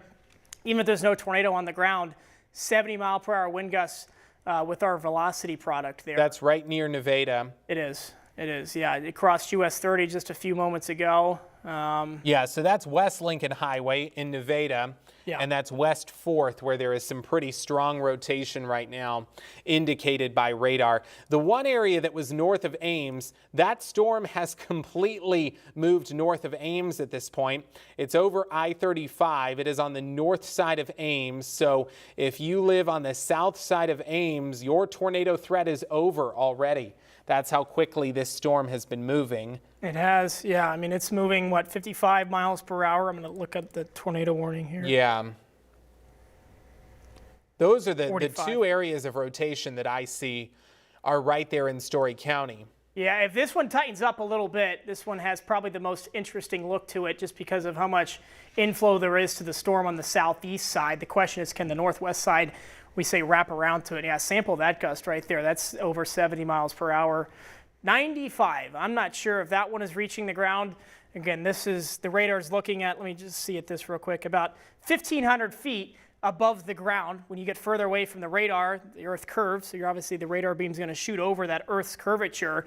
So about 1,500 feet over the ground, Nevada is seeing wind gusts of over 90 miles per hour. Yeah, you know, Dave, I don't like the looks of this storm. If you live in the city of Nevada, you have to be in a safe place right now. Yeah. Even though we don't have a report of a tornado on the ground, there is some very strong wind. We're looking at West Lincoln Highway, right on the west side of Nevada. We see the 4-H Park and the Christian Church. Yep. Yeah, this is the area where that really strong wind is. And actually, I want to go ahead and let you know to the north side of Nevada, because this is moving so quickly. If you're by Community Evangelical, Hattery Park, St. Patrick's Catholic, anywhere along West 4th Street heading north of Nevada, you need to be in a safe place now, because the radar has been sampling winds as high as 70 to 80 miles per hour. 90 plus may not be reaching the ground. I sure hope it's not. But I would agree with that. yeah, that is still, nonetheless, we know that there's a lot of upper level support there. There is. For those winds. All right, I'm going to go back to reflectivity for just a minute. Sure. To sort of reset, we are now past 6:45. The tornado warning that was out for the northern side of the metro is over. That is gone. Yep. That was set to expire at 6:45. It is no longer in effect, and quite honestly, this storm has weakened considerably as it moves into the east side of the metro now. Still some very gusty winds approaching Mingo and Baxter, Colfax, right in Altoona and Bondurant right now, Elkhart as well. And it looks like they dropped that severe thunderstorm warning, or it just expired. I don't know if they dropped it. I know the original one for most of Des Moines was up until 6:45. They just said they've canceled it. Okay, Yep. there you go. So now we have two areas, sort of the midsection of this line has collapsed on itself, has started to fall apart, which is good because that's the east side of the metro. We have one big severe thunderstorm warning to the south, one big one to the north, or two big ones to the north, all the way up to the Minnesota border. And then this area where we've got that tornado warning out for the northern part of Story County. And because of this rotation, if you are in Hardin County, be prepared that a tornado warning could be issued here very soon. Again, that is the southern part of Hardin County. Let me pull back up to the velocity. Still no new update there. Yeah, no new sweep there, but you still see that rotation. Like you said, this is the gnarliest storm complex, the gnarliest cell within the complex we've seen all day. That couplet entering Kelly and far southwest Story County, and now this rotation that this scan is a couple minutes old, so I don't want to say it's over Nevada. By now, it's probably moved past Nevada, I think, Brandon. Oh, I would think so too. Yeah. In fact, if you are in Ziering, McCallsburg. Let's put a track. Let's zoom out and put a track on this. Yeah, because I think by now it's moved out of Nevada. It's going to. I'm going to see really quick if we know how quickly that's moving. I think it was 45. Yeah, 45 miles per hour. Okay. In the warning text. Yeah. So let's go back to the velocity. Still no new updates. So I'm actually going to, honestly, I'm going to draw the track a little bit past Further that. out, yeah. Yeah. So let's go like this. That's not going to be far enough. Continues tornado warning. Still into effect. I think they just chopped it down severely. All right. So this is about 45 miles per hour. That would be 6:55 in Ziering, 7:09 in New Providence, 7:18 in Eldora, 7:35 in Grundy Center, and 7:47 in Parkersburg. Parkersburg gets outside of our area, and we're waiting on a new velocity scan. I'm a little bit disappointed in how slow these scans have been coming in tonight. Yeah, I see the new scan on my phone here. It's still rotating. It's definitely not as interesting, as pronounced as it was entering and leaving Nevada, and you see how much that tornado warning has been chopped off. I think the Weather Service is trying to prevent, or trying to, I don't want to say discourage, but maybe they're thinking about not extending the tornado warning up, into Hardin Big news, County. severe thunderstorm warning, Dave. Yeah, there it out is. for Hardin and Franklin County. Very strong wind coming in your direction. It's going to be moving right along I-35 here momentarily. That's going to go through Iowa Falls, Hampton, and Mason City. Yep. That storm moving northeast about 50. So Okay. let me pause that. Let's put a tracker on that one. Go about 50 miles. It's close enough. 6:58 in Ventura, 7:14 in Mason City, 7:16 in Iowa Falls, St. Ansgar about 7:38, and 7:48 in Charles City. So it is going to approach I-35 within 3-4 minutes. Yeah, I would say definitely by the top of the hour, it's going to cross over I-35 with some very strong winds. Let's go back down and focus where the tornado warning is, because this is where and I don't want to leave out southern Iowa. We are going to come down to that storm here momentarily, because that is obviously a pretty large storm as well. Let's see if we have a new velocity scan at this point. image for that one. Have to go back out. Yeah, very broad. I think we saw the strongest rotation earlier, maybe a little bit on this side near Roland. If you're in Roland, get to that safe space. The rotation is not as significant as it was.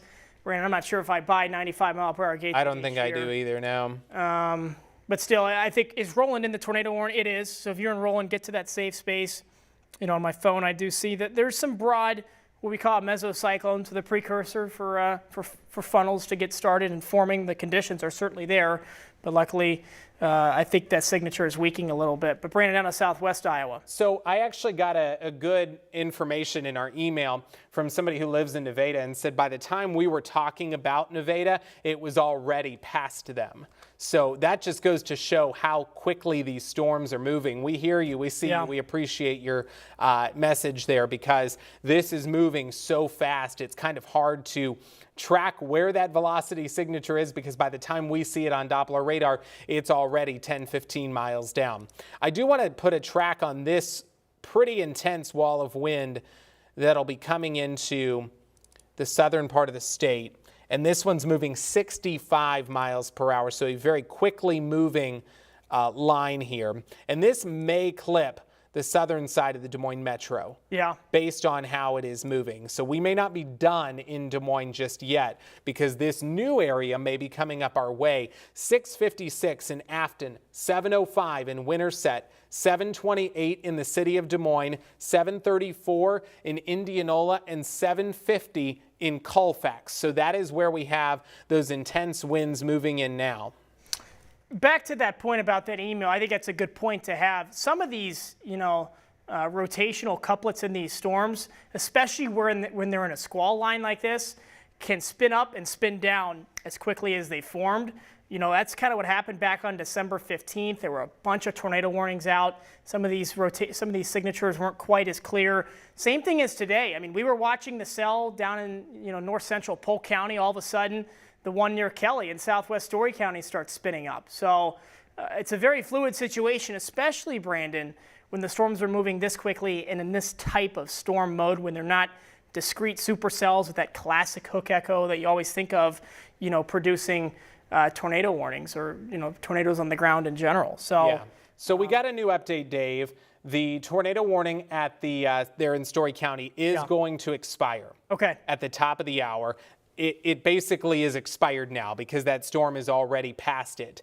The rotation in this area is just not and I'll go back to it, just not quite as pronounced as it once was. That's a good thing. We still have some near Roland and McCallsburg, but they do not believe it is tight enough at this point to continue that tornado warning. So there is some very intense wind still moving across our state right now, but it is not quite as strong. Especially down in Union County. I think that's right now the strongest. That is by far, and that's going to clip the southern side of the Des Moines Metro. But again, I do want to stress that tornado warning for Story County is being allowed to expire. There are still some strong winds moving in there, strong winds in Hampton, Iowa Falls, and down to the south side as well, from Creston over towards Osceola. At this point, Dave, I think we can probably head back to our regular programming, but we will keep our live stream going on Facebook, on YouTube, on WeAreIowa.com. So we're not leaving, we're not going anywhere. We will still be tracking the storms. We are just going to send Channel 5, Channel 23 right back to programming. If another tornado warning is issued, I think we'll pick it back up. But for now, Dave, let's send it back to regular programming.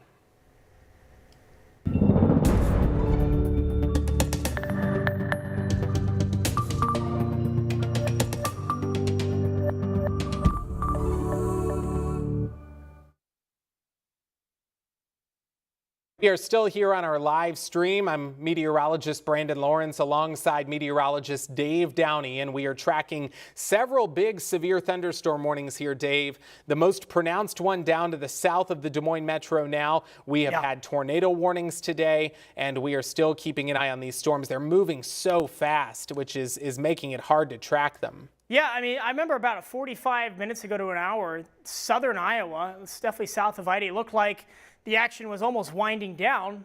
That didn't happen, of course, down in Union County. Gate-to-gate shear. Brandon, I don't think I buy that, no. Yeah. Is that a different velocity product than what we were using a few minutes ago? These colors. I don't know. No, I've been using the same one, which is odd. But anyway, I mean, look at that Boeing line. I mean, this is substantial. I mean, especially with how far this is from the radar, about 80 miles. This is almost a stronger Boeing echo signature than what we saw in Adair County about an hour and a half ago, I think, because of how much energy is really going into the storm from the back side of it.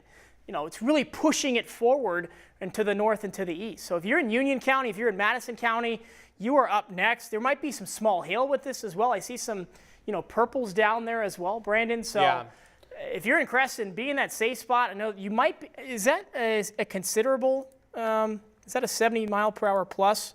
Or it's just a 60. So you probably are not hearing the tornado sirens, but nevertheless, that's a pretty mean looking storm. It is. And look at the arrival times. Yeah. 6:59. So a minute and a half in Afton, 7:10 in Murray, 7:23 in St. Charles, 7:37 in Indianola, 7:50 in Pleasantville.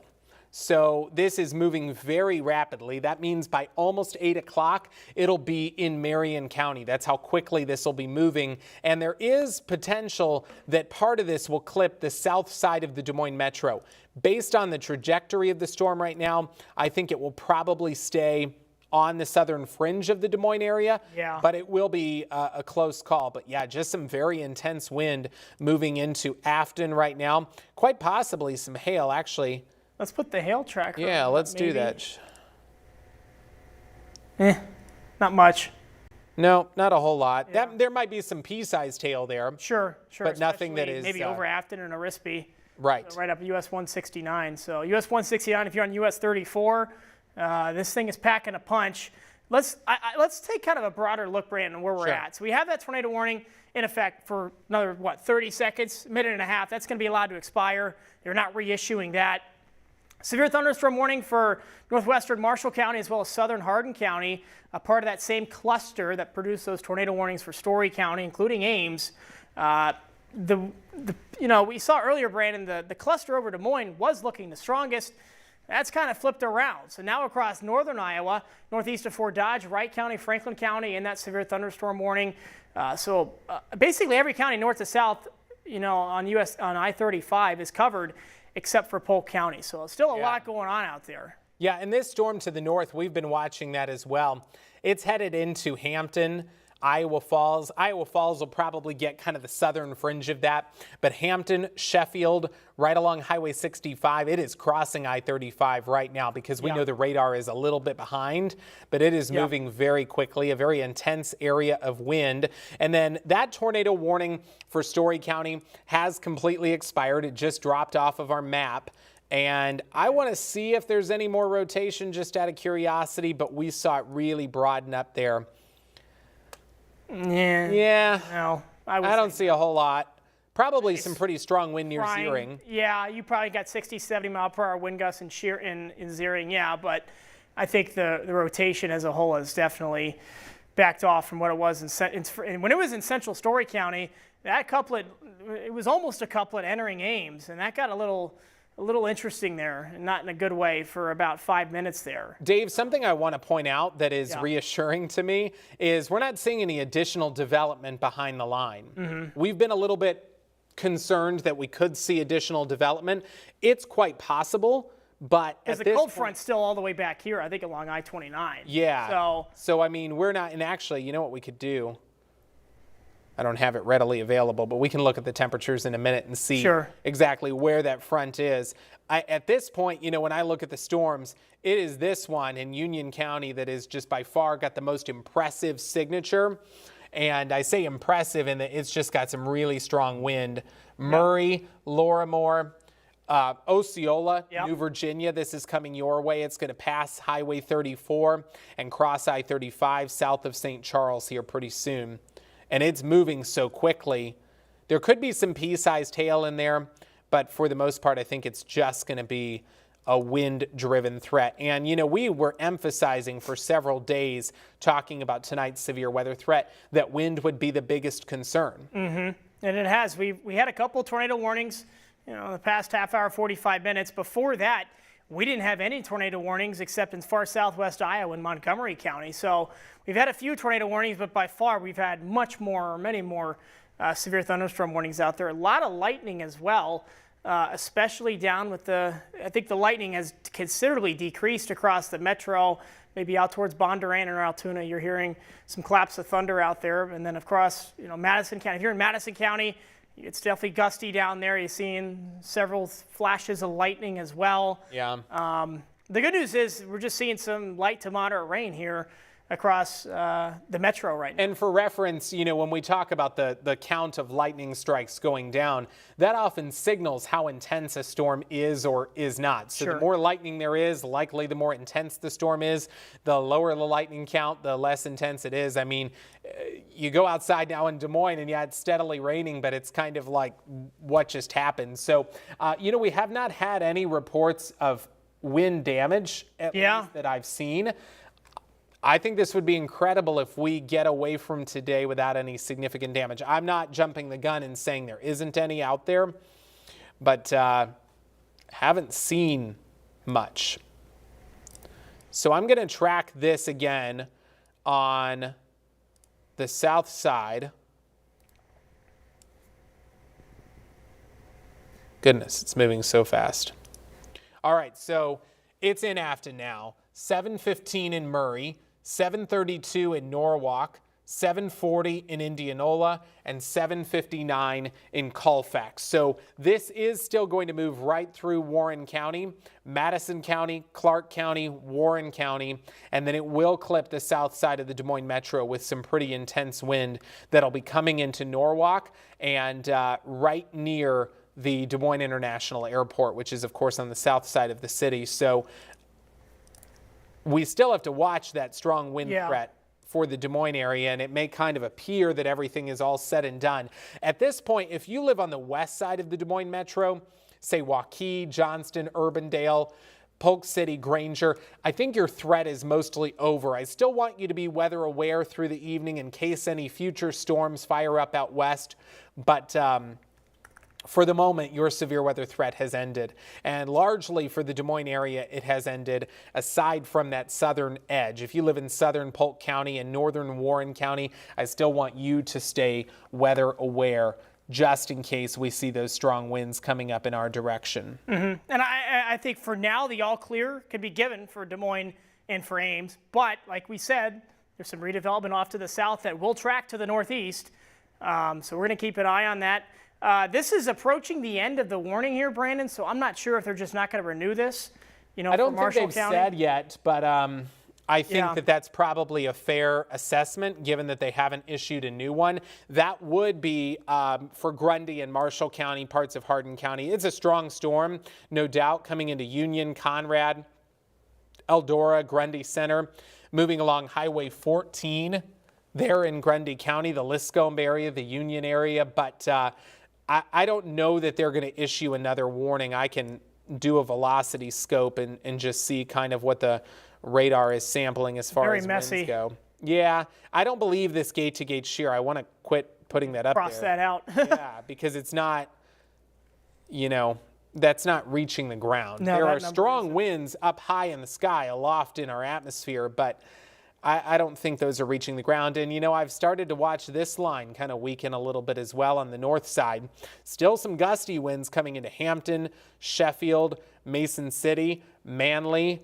This is going north of our immediate area at this point, but I don't necessarily believe that storm is strengthening at this point. You're kind of going into an environment that is a little bit more unfavorable the farther east we go. It's still there, but definitely there is less sunshine farther to the west today, or I'm sorry, farther to the east. For sure. Yeah, and so because there was less sunshine, the atmosphere just isn't as juiced up in those spaces. Definitely this storm. Yeah, this is the strongest looking right now. Yeah. By far in Union County. Moving into Clark. That's some pretty intense wind coming into Lorimore, Thayer, Murray, Truro, New Virginia, Macksburg, and Osceola. Yeah, Brandon, what's pretty incredible to me thus far, I saw a radar kind of loop on Twitter of the, I don't see a whole lot there. I don't know. What do you think? Winds to 40, 50 somehow. What I was going to say, I'm surprised we haven't seen much damage so far, at least that we've seen on social accounts. Especially, I saw that the radar kind of history, the loop from when it was in Ames, there was a good amount of rotation there. I wouldn't be surprised if a tornado definitely touched down there in Story County, at least for a little bit. No reports yet. We didn't see anything on the debris tracker, so that's very good as well. So far, I think with how not so good the radar has looked much of the evening, I think we're doing okay. This is definitely the most nasty-looking line or nasty-looking cluster we've seen in the past 10 to 15 minutes down, moving into the eastern part of Union County, going to move into Madison as well as in Clark County as well. So still, don't shut the door on today yet, that is for sure. There's still, I know the Metro threat is over for now, the Ames threat. Ames, almost might be dry by now, but it's been through there 15 minutes ago. So it looks like the warning has been allowed to expire, or it's still up, but it's moved out of the warning area in Marshall County and Hardin and Grundy County as well. So I think that this is completely going to be, weakening on the north side of this line now, and then down to the southern end. This is the only area not weakening because, this area is untapped. The energy is still there. Farther to the north, that's also an area that had much more widespread storm activity this morning compared to southern Iowa. Southern Iowa, it was much more hit and miss. And even though that's such a big difference in time, it can make a difference because the stronger wind down in southern Iowa, this is an area that has been juicing up all day for storm development.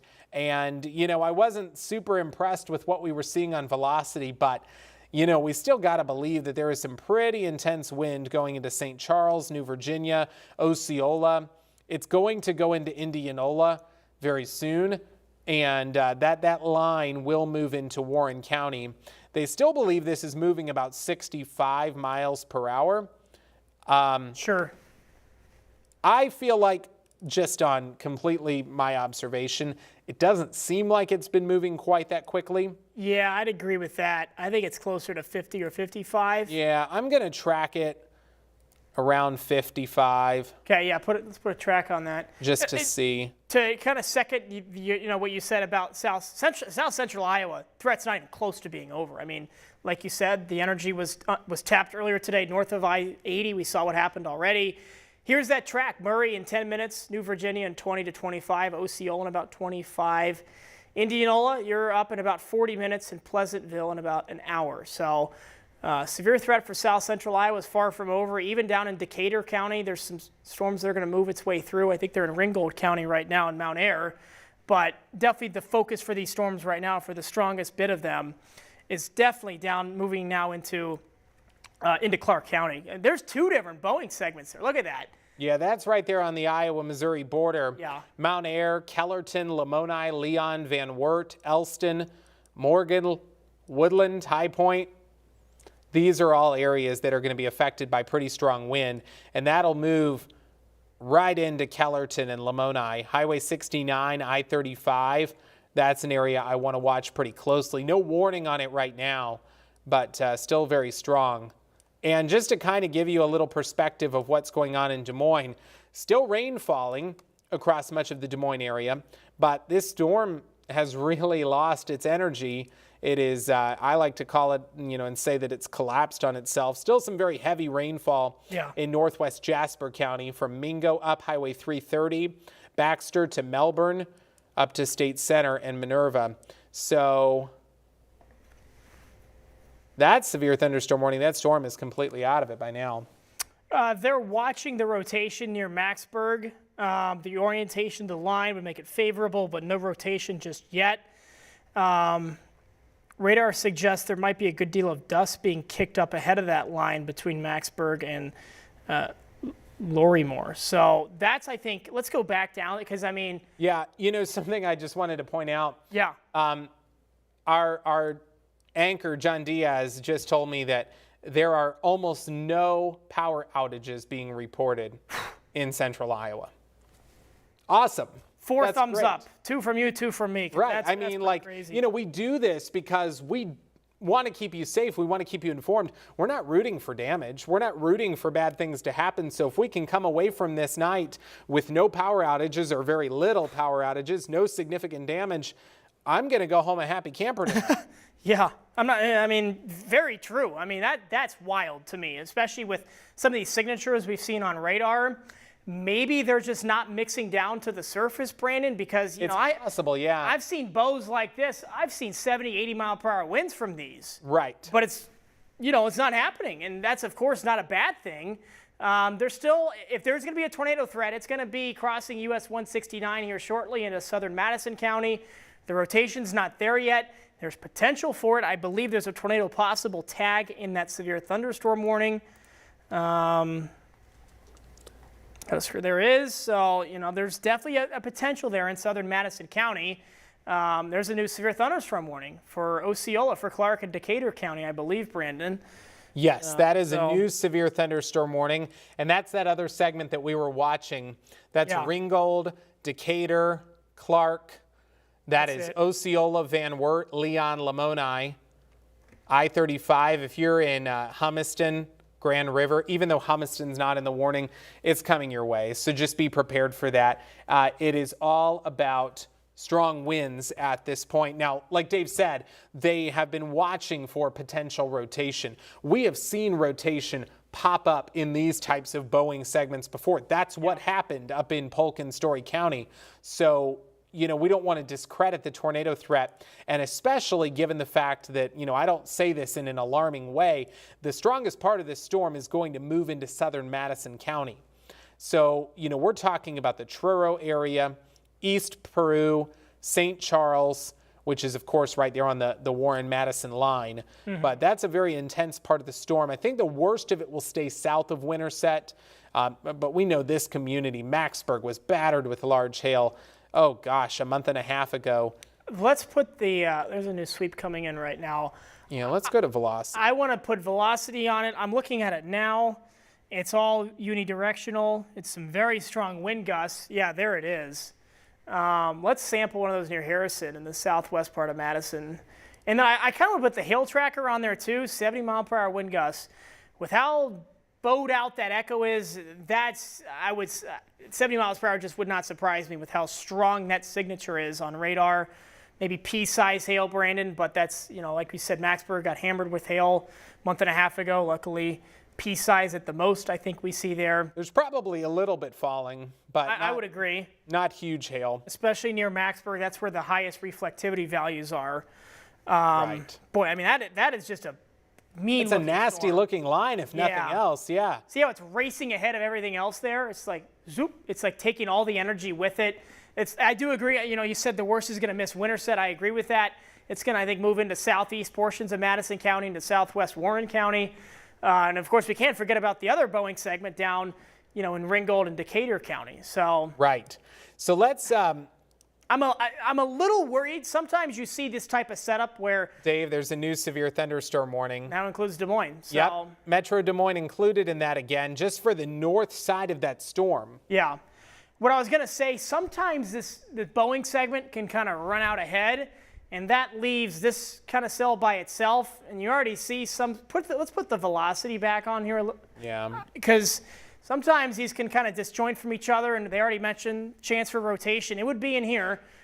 Luckily, nothing like that. So let's hope that stays the case. There's a lot of wind energy. This part of the state has not been tapped into yet, and let's hope it's not, because it's already a mean-looking storm. Now Des Moines has a new severe thunderstorm warning that includes, you know, 90% of Warren County and 95% of Warren County as well. So the all clear was given. Now it's got to be kind of taken aback because of this new Boeing line of storms, Brandon. Yeah. I'm actually just tweeting that right now. New severe thunderstorm warning out for the Des Moines Metro again. So, you know, I think that this is going to mostly be central and southern Des Moines versus the Pleasant north Hill. side. Yeah, Pleasant Hill, Norwalk. Carlisle, Norwalk, the Des Moines Airport, south side by Southridge Mall, kind of the southeast 14th, southwest 9th corridor. How fast is that one going? Let's see. It depends what part of it, to be honest. Well, they think it's moving northeast at 70. I mean, this Boeing segment probably is, to be quite honest with you, which is why I'm worried. If it becomes disjointed, it could leave this cell by itself. We don't like discrete cells with this much wind energy. Let's put a track on it. Maybe put it at 65, Brandon. Yeah. Because I don't think it's moving quite. So there you go. Yeah. In about 15 minutes, it'll be approaching the south side of Des Moines. Yeah. That might be a little bit quick, but it's pretty close. Within another 20 to 25 minutes, it'll be on the south side of Des Moines. 741 in Altoona, 754 in Colfax, 807 in Newton. And yeah, this is racing. And like Dave said, if those two little areas, when he says disjointed, basically if they come apart from each other, that could cause us some problems. So, you know, I do want to let you know that even though we have not been on the air, if you know people who are looking for storm information, direct them to our live stream. We're on weareiowa.com. We're on our Facebook page, We Are Iowa, Local 5 News. And we are also on our free We Are Iowa app. YouTube, search We Are Iowa. So we are still covering this storm and are not going to step away from it because we want everybody to be informed as this big wall of wind pushes in. Yeah, plenty of ways to receive warnings. I've done stories about that. You know, tornado sirens are only meant if you're outside, not meant if you're inside. No weather radios are the best way to get those warnings, but if you have the We Are Iowa app, you can get those notifications for your current location if there's a watch or a warning issued.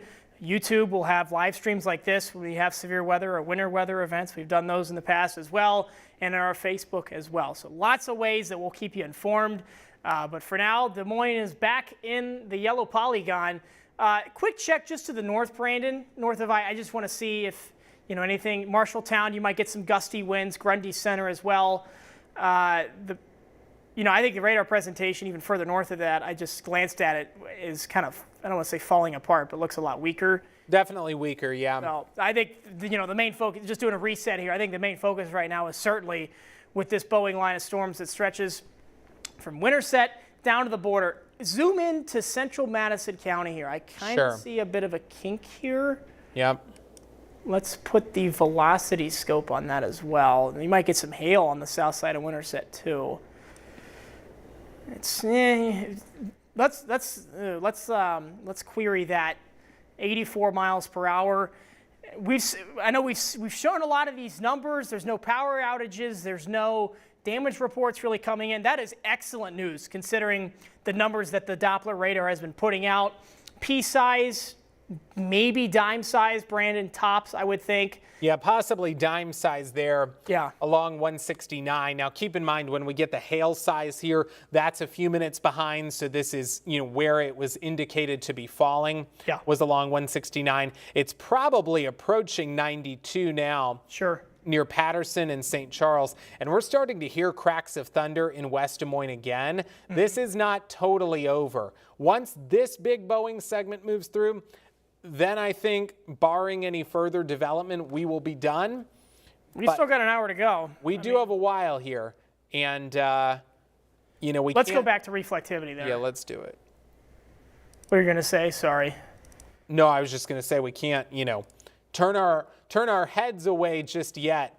This is almost the round number 2, Brandon, that some of the models were hinting at. I think so. It kind of came in a lot quicker. It did. Than what the models were suggesting. They've been, kind of suggesting sort of a 1-2 punch. Yeah. And I think this, you might be right. This is probably that 1-2 punch. It just was, 1-2 versus 1 and 2. So, hey, let's get it out of the way, especially before the sun goes totally down. Yeah, sunset in about 40-45 minutes, just after the top of the hour. Let's see. This. If you're in Lamoni, I would get in your safe space. Are any of these 70-mile-per-hour gusts or greater? I see 60 for the Lamoni one. So I'm going to put a big track on just this entire thing. Sure. Because it's moving roughly at the same speed.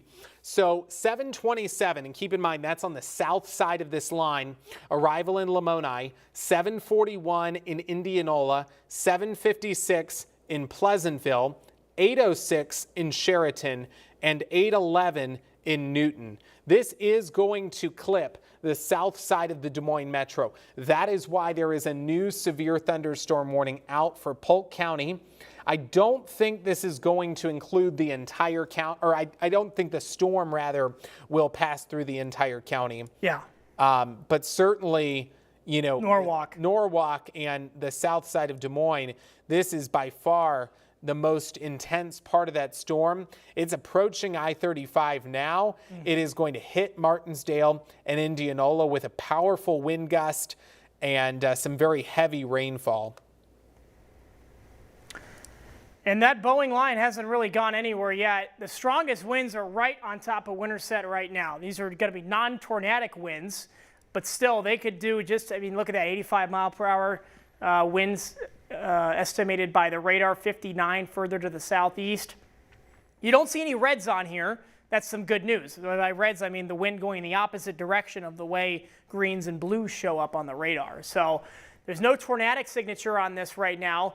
That is good news. Is that, the last time we had, Brandon, a storm moving from southwest to northeast from Winterset to Des Moines, we know when that happened. So I remember it well, yes. The fact that there's no tornadic signature on that is very good news. It makes me very happy. Yeah, I do want to let you know that Taylor Canoose just put something on Twitter. Lots of ponding on roadways in West Des Moines and the Des Moines Metro just because of how heavy the rainfall has been. If you're out driving, which I don't really recommend it if you're going to be in the path of this storm, but if you're out somewhere else, just know there could be ponding on roadways. We saw flash flooding concerns yesterday morning.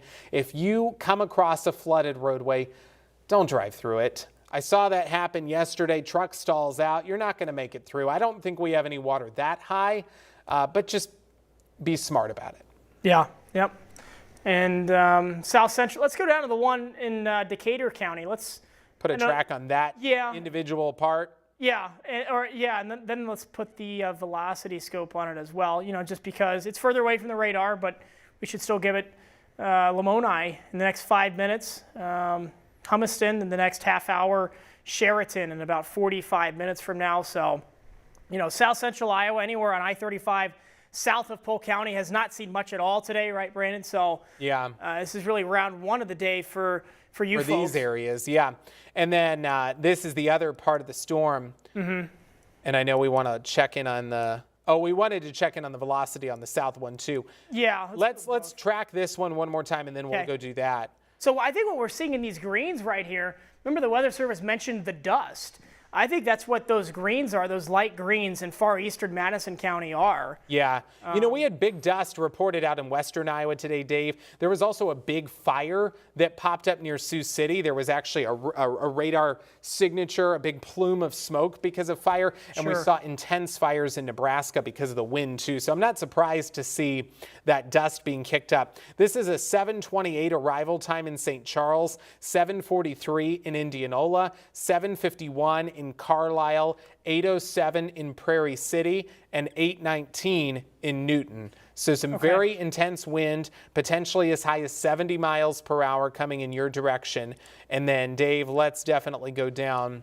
So real quick, a couple reports from earlier. 2 miles west of Slater on Highway 210, get a video of a barn destroyed. Oh, wow. A small tornado somebody saw there. So that would line up well with that rotation that moved through Story County earlier.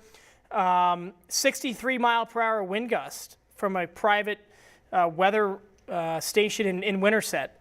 So that would be one of the stronger reports we've gotten from this line of storm so far. Yeah. I want to go back to that Winterset part. It's trying to get a little kink to it again. Is it? Okay. It's just north of St. Charles, so right along Highway 92. Yeah, kind of in there. It's trying. It's not really doing a whole heck of a lot. It's trying to, do one of these and bring in the northwest side. It doesn't really have anything on the southeast side, though. So that would be the broad area of rotation that we should be watching. It might be trying to rotate down in far eastern Madison County, not well east, a couple miles. There's that notch that I saw on my Yeah, that my is a bit of a computer. Notch for sure. Yeah. Do we have a new velocity image with this? Let's see if we do. If you are in St. Mary's, Martinsdale, Prohl, Spring Hill, I want you in a safe place. Yeah. I just don't like the looks of this. That's a little bit more pronounced, not by much, but... Yeah, but that's the area that I think that bears, I would agree, there's not much there right now, but that is definitely the area that bears watching. But nothing wrong with being precautious. This will not take long. If you are in Warren County, I-35, Martinsdale specifically, anywhere near Martinsdale, the St. Mary's area, the Pearl area, Spring Hill, we're looking at Highway 92, Churchville, Highway 92 where it meets 28 and I-35. I'd like for you to go ahead and get in that safe place now because that's just enough of a notch on the radar to, I just don't like the looks of it. No, I don't either. Yeah. We had that viewer email earlier today, about an hour ago about, got on top of them pretty quick in Nevada. Here's the reason why. This notch is here now. Maybe it's putting down a quick spin up. In 5-10 minutes, it's gone. That's the kind of the nature of what we call these QLCS systems, quasi-linear convective system. Big words there.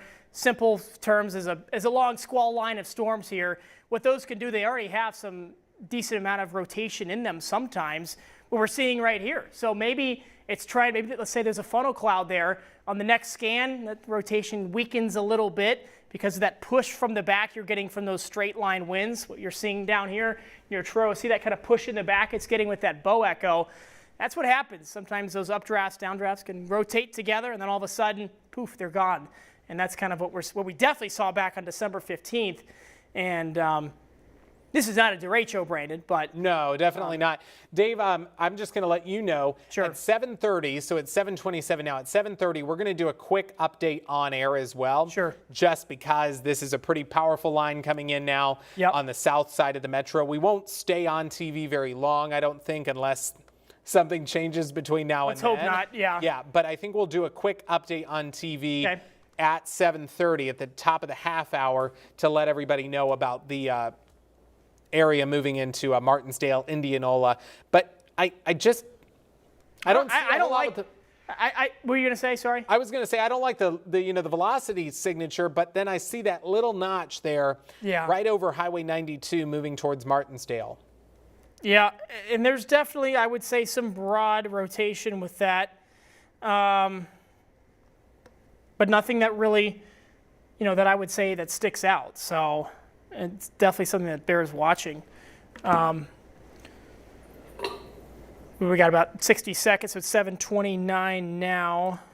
No, Jordan, we don't.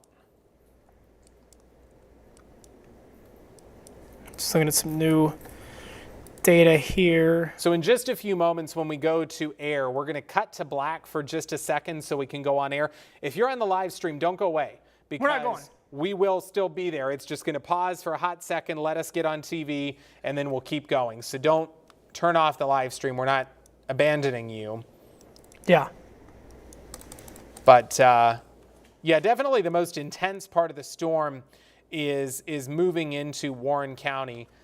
And I don't think they've said anything else about that notch, have they? I No, just they have checked not. now, yeah. Now here's a new scan. Okay. It doesn't look the notch itself doesn't look quite as pronounced. And there's just not much there on the velocity either. No. So, again, hey, that's good news. That's what we want to see, right? Yeah. Yeah. There's still strong winds. I mean, in eastern Madison County, there's no doubt about that. But as it continues to push off to the east, maybe now a new Boeing line moving into New Virginia as well. So, All right. So, Dave, Yep. in just a few seconds, we're going to get on air here. And about 30 seconds, yeah. yeah, we will take a quick pause, go to TV. We're still keeping the live stream going. And then we will be talking to you again in just a second about the storms.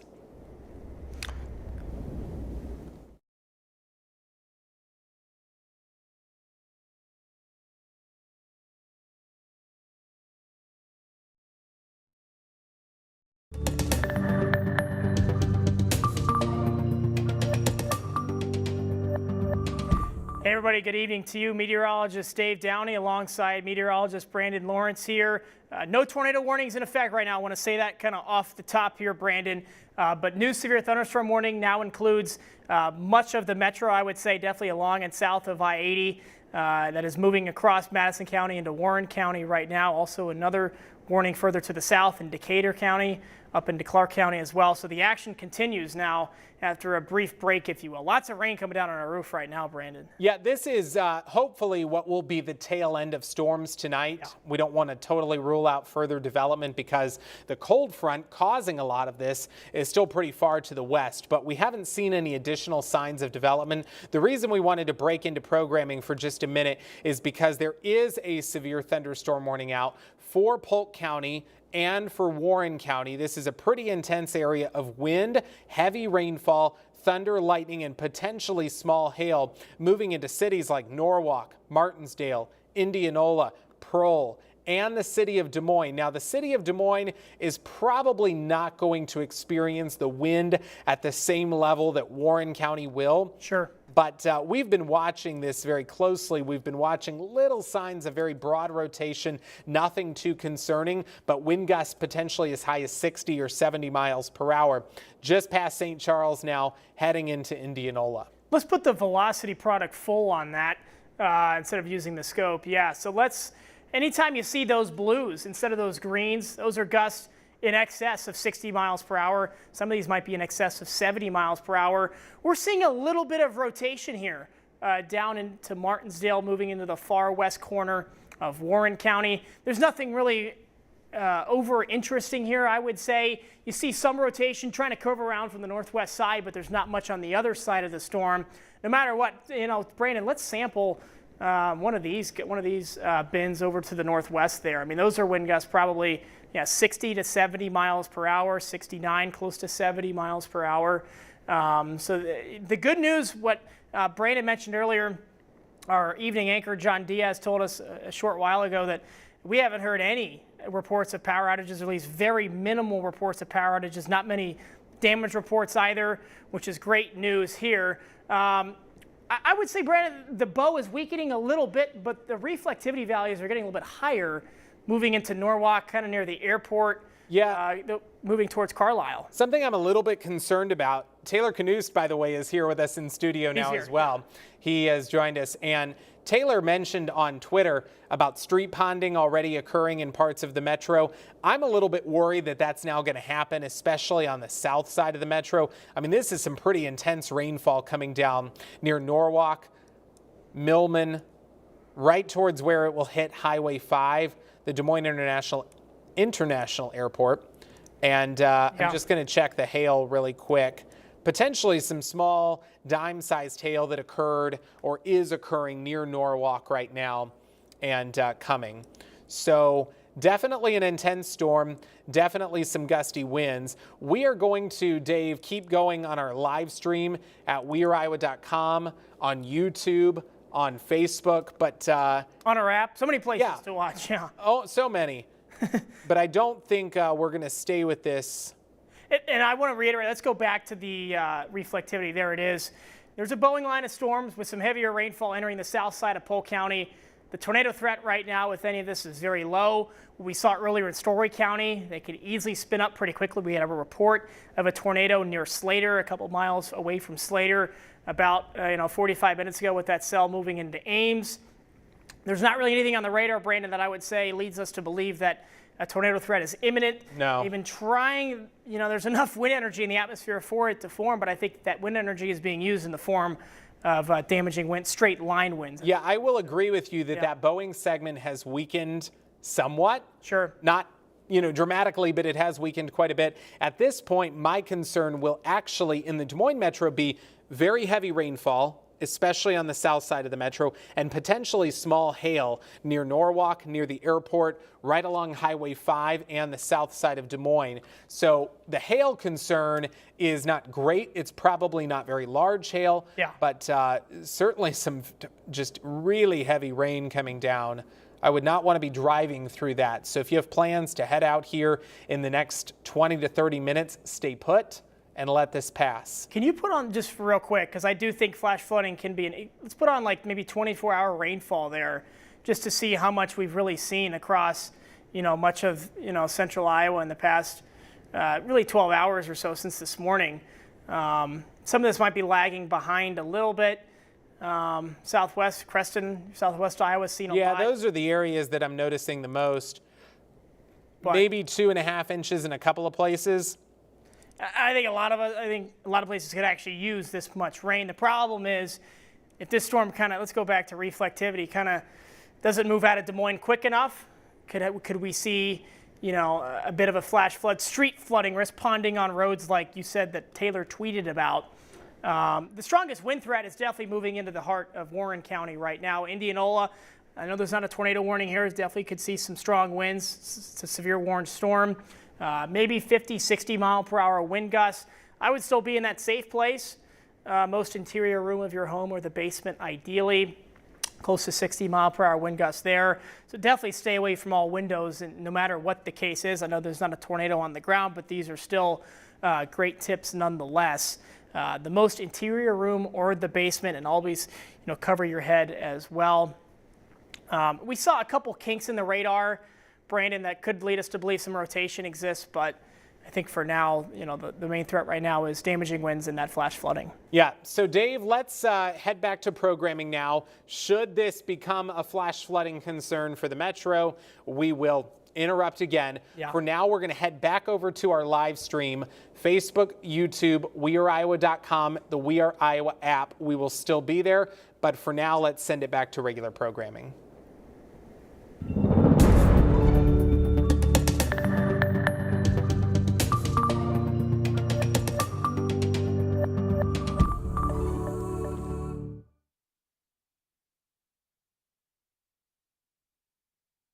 Still on our live stream, and Taylor, hello. We'll let you take over for a hot second. I'm here. Hi, everyone. Okay, so I'm just getting my bearings here, but we still have the severe thunderstorm warning for the metro that's in effect until 8 o'clock. So we have another 22 minutes for this warning. Damaging straight line winds and the heavy rain that we've talked about are the primary concerns. Dave, it is pouring in Des Moines. It is. As we speak. I'm going to zoom in here right on the metro for starters. Yeah. I mean, widespread heavy rain as we speak. Look at that, yeah.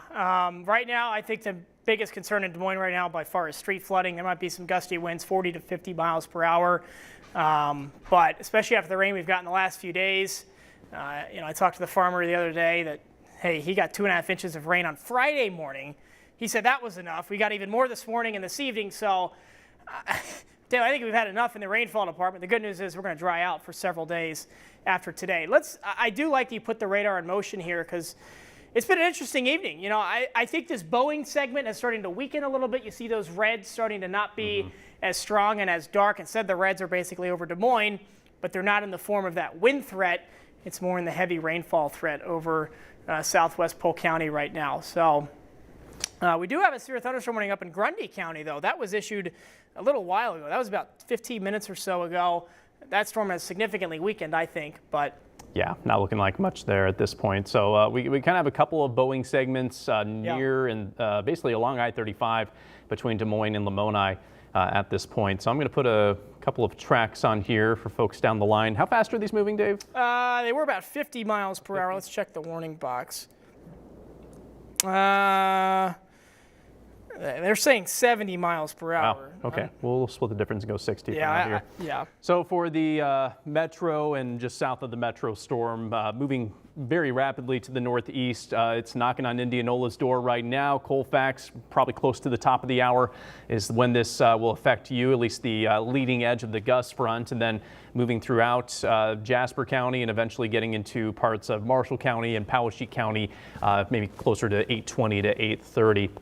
And then we also have the storm farther to the south here that I'll put a track on as well. It's its own Boeing segment, Dave. And that's new warning. Yeah, new warning just issued for that one. Lucas and Wayne. Yeah, there you like, go. Until 8:15 p.m. For, I would assume, straight line winds.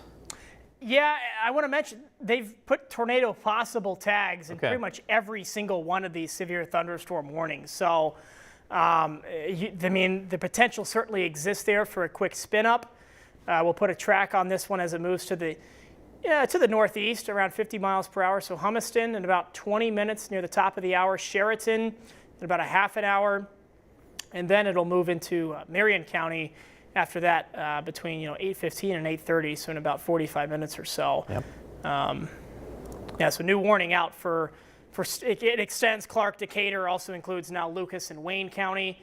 But oh boy, this heavy rainfall over Des Moines is... Yeah, it's not good. Talk to me about what you saw driving in, right? Because what'd you see? Yeah, so gusty winds for sure with that first round that came through. I was in Waukee when that happened. I actually tried to chase it a little bit, Dave, and I couldn't keep up. It was just racing too fast. But the ponding on the roads, it was already a problem with that first round of storms. And I mean, it is pouring in those exact same spots.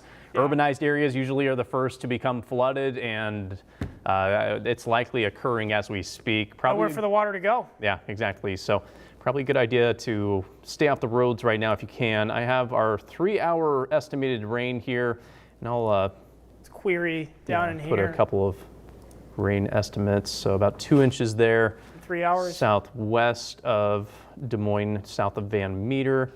Clicking over Des Moines, it's not nearly as much, but that'll change. Yeah, that's changing as we speak. Yeah. We have hail at the airport.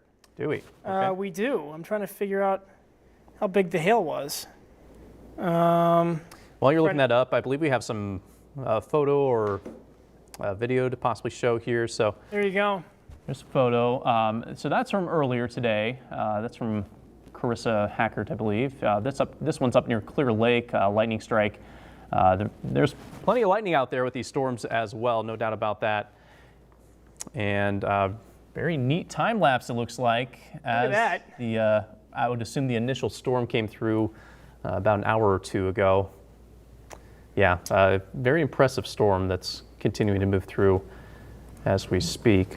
Definitely might get some small hail reports on the south side of Des Moines. That's what the Weather Service is saying, and I guess that's what the airport, trying to decipher this METAR report. It's almost like going back to college and figuring out what all these, remember those days, what all these numbers mean. I would say at least pea-size hail, maybe even dime-size hail as well. So 2 different Boeing segments here. Severe thunderstorm warning goes until 8 for Des Moines, for Polk County, down into Warren County as well, and then down into Clark and Decatur County over to, then you see that tornado possible tag, just because any embedded spin up, it won't take much, especially with how strong the winds are today. Brandon and I have been watching it. There's only been a couple, instances, I would say, where we've had, those embedded spin up. Story County, we had that report of a tornado a couple miles away from Slater. So We've already had, I think, at least one tornado today, at least spotted by the public. So the threat is not over, especially the flooding threat, because those oranges and reds kind of sitting right over downtown Des Moines right now. All right, Dave, we still have the severe thunderstorm watch in effect until 10 o'clock this evening. It's probably going to get cut off behind this line. This is probably the last of it, Sure. the storms rolling through. So for Des Moines, a rough 20, 30 minutes left here, and we should be looking at quieter conditions. Now we got power reports out. I'm looking at our Facebook live stream. Power's out Pleasant Hill by Hy-Vee, lights flickering in Pleasant Hill. So here we go. Yeah. Trying to pull up all of the comments here. By the fairgrounds, power flickering. So Pleasant Hill is where I think we pulled up the Mid-American Energy site. So we have right now 118 affected, or is that 115 affected customers. So, according to I think that number is going to go up, especially on the southeast side of the metro. Yep. Sorry, John, say that again. 42 outages in Des Moines. We're getting a fair amount of comments in our Facebook live stream that number is probably going to go up. Okay. So I wonder if there might maybe let's put on the lightning tracker there, because I mean, if you look at the radar, I don't really see anything crazy in Pleasant Hill. My guess is a lightning strike. Could be. Or just maybe some strong winds. I mean, this is really the second time Des Moines has been hit today. Yeah. The first time about an hour and a half ago. So decent bit of lightning there, but not really near that Pleasant Hill area. So must have been Wind driven. Yeah. Yeah. Power flickered in West Des Moines. So I know we kind of had the first couple hours of this. Not a whole lot of reports coming in. Power outages, damage reports. We only had that one report of a tornado, but now we are getting some reports of power outages. The Boeing line, thanks for putting that in motion, Taylor, has definitely weakened a little bit. I think the wind threat has decreased. Obviously, it doesn't stop power from still going out or flickering across much of the metro. Still severe thunderstorm warning until 8. Does this one go until 8:15? 8:15. Okay, so that one goes a little bit longer. Yep. Major power issues near the airport. Hey, something I'd like to point out, because I know there's a lot of people out there. There are a ton of people at Knoxville Raceway tonight. This is supposed to be the series opener. And I've been following their Twitter feed, and they were going with the races early on. So I just want, if anybody is in Knoxville or Marion County, to know that there's a pretty big storm coming in that direction. Even if it doesn't produce severe winds, now there is a severe thunderstorm warning just north of Knoxville. Sure. So that's, a big chunk of Jasper. That goes until 8:30. Tornado possible, winds to 60, hail less than 3/4. So again, it's kind of the warnings we've seen all night. Yeah. Tornado possible with strong winds. What's kind of been the situation all day long into this evening, Dave, is, we've had little kinks in the line that can quickly spin up a tornado. I don't believe we had any reports of confirmation of that happening yet, but just one. We had one tornado report. Yeah, just the one. Okay. But we have in these lines, you get these little kinks where you can get quick spin-ups. An area I'm watching right now would probably be northeast Warren County near Palmyra. There might be a little kink there. Sure. I'll pull up the velocity, and it doesn't look terribly impressive on velocity, but something like that is where you theoretically could see something. Yeah, that's definitely the area to keep an eye on. I think you picked the right spot there. I mean, northeast. I think this image is an image behind, because put back the reflectivity real quick, because the notch would be over Palmyra, but then pull up the velocity. That was a little bit further back, wasn't it? Just 1 second.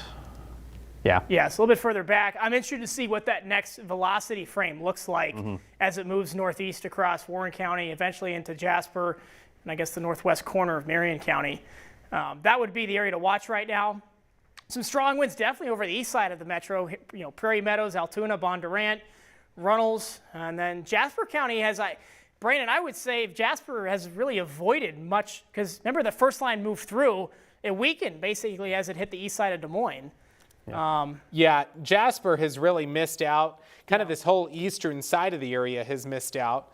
And Taylor's putting a track on that now. Sure. 7:56 arrival time in Colfax, 8:09 in Newton, 8:23 in LeGrand, 8:27 in Grinnell, and 8:43 in Traer. So this big area of wind is going to be moving towards Colfax, right along I-80, towards Grinnell, towards LeGrand, and this will be moving right out of the east side of the Des Moines Metro, and Newton is going to get some very strong winds. Same thing in Monroe, and I just sent a tweet to the Knoxville Raceway. Who knows if they'll see it, but pretty intense wind coming into Knoxville. And if nothing else, some very heavy rainfall, thunder, and lightning that'll be moving in there in the next half hour too. Guys, another area that I'm watching for maybe that possible brief tornado would be down in Clark County, eastern Clark County. Again, the little notch, yep, right there, Dave, is the area where there is signs of a little shear there on our radar products. I'll pop it up here. Power back on little in behind. Pleasant Hill by Hy-Vee. That's good news. That's good. It didn't take long. That was quick. So not a whole lot. I mean, I'm going to be honest. Yeah, Taylor, nothing that's showing good up news. there. Looking at GR, they a different radar product we have. There's a little something popping up on there, but yeah. If the Half Weather inch. Service sees fit, they'll issue the warning, but for now, it's just the severe thunderstorm warnings with tornado possible tags on those. The northern one in effect until 8:30 for Jasper and northern Marion County. The southern one in effect until 8:15. Sure. Half-inch hail at the airport, by the way. Okay. Something else that's just kind of an interesting little tidbit. With that heavy burst of rain that came through, the airport went down from 63 to 53 in about 20 minutes. So that was a big drop. And we've also had a wind gust, it looks like, of at least 55 miles per hour at the airport. We have lights flickering in Ames and Ankeny. Yeah, I mean, we still got severe thunderstorm warnings up for Jasper, the northern half of Marion County. Osceola, it's now moving out of your neck of the woods, now basically making the crossover from Clark County over to Lucas County. Still heavy rain ongoing across much of Polk County, especially moving into Bondurant and Altoona. Still watching for any potential spin-ups. I mean, Taylor, nothing, what I would say, crazy impressive here, but it's still a damaging wind, and I think flash flood risk are the top two, things to look out for right now. Yeah. So that's going to be our main concern. And those of you maybe in our southeast counties that haven't seen much yet, you will be affected here eventually. Sheraton, get ready maybe in the next 10 to 15 minutes. Knoxville, as we mentioned, eventually Oskaloosa, you'll have a decent chance. And same story for Grinnell, and experiencing at the very least some heavy rain and probably some gusty winds as well. And as we talked about, plenty of lightning with these. I'll pop up our lightning here, show you what we're seeing. Plenty of strikes in Polk County, not quite as many down to the south. So the most electrically charged storm currently right over eastern Polk County. Good news for the city of Des Moines is the heaviest of the rain beginning to wind down. So that is good news. Altoona, Pleasant Hill, Carlisle, you're getting crushed with heavy rain right now. That's about to cross the county line into Jasper County there very soon. Yeah, so there's going to be some of the strongest winds. I see that, Dave. Some of the strongest winds on the leading edge of that line crossing into Jasper County right now. I will pop up our velocity to take a closer look at that guy right there. We've been kind of playing this game of, will this little inflow notch produce a couplet or not? It did once earlier. We had a report of a funnel in Ames, so I'm not sure. Hopefully that that tornado that was reported near Slater dissipated by the time it got to Ames. I mean, not much there, I guess, Taylor, right? Nothing. Yeah, not at the moment. Yeah, I mean, There's our shear, it's just catching up. So yeah, little something there. Still some heavy rainfall. Okay, So the heavy rain has now moved out of Des Moines. Yep. So that's the good news. And we've got the new scan here, and it looks like that little appendage has not looking quite as That's swallowed back in with the rest of the line. Exactly, yeah. So good news. I mean, if we get out tonight with, I think, one tornado, I think we'd all be good with that, especially if it didn't cause any damage. Well, we did have that report of the barn that sustained damage. Oh, that's right. That's right. Yeah, Yep. but hopefully nothing significant. Yeah. That was in Slater, is that right? It was 2 miles Or was it in Kelly? east of Slater. No, it was near Slater, I think. Okay. Yeah. Yeah. Not too far apart, but Yeah. so the Slater area. And, we're kind of on the tail end of all of this activity in central Iowa. But if you live east of I-35, you are still under a severe weather threat. This line is still coming your way. It's going to come through Newton very soon. Poweshiek County, you have not had any storms this afternoon or this evening. That'll be coming for you. Oskaloosa down to Ottumwa, Centerville, the Sheraton area, the Albia area, Allerton and Corydon, all of these areas that really have had no storm activity so far this afternoon and this evening. This is coming in your direction. One of the things that I think is pretty promising is that we have not really seen, there's the sun coming out west of We Des have Moines. a rainbow? Let's right get a before- rainbow. Is it? I saw a tweet of a rainbow, maybe ya? not Maybe. maybe not on the West Cam. I don't see it there.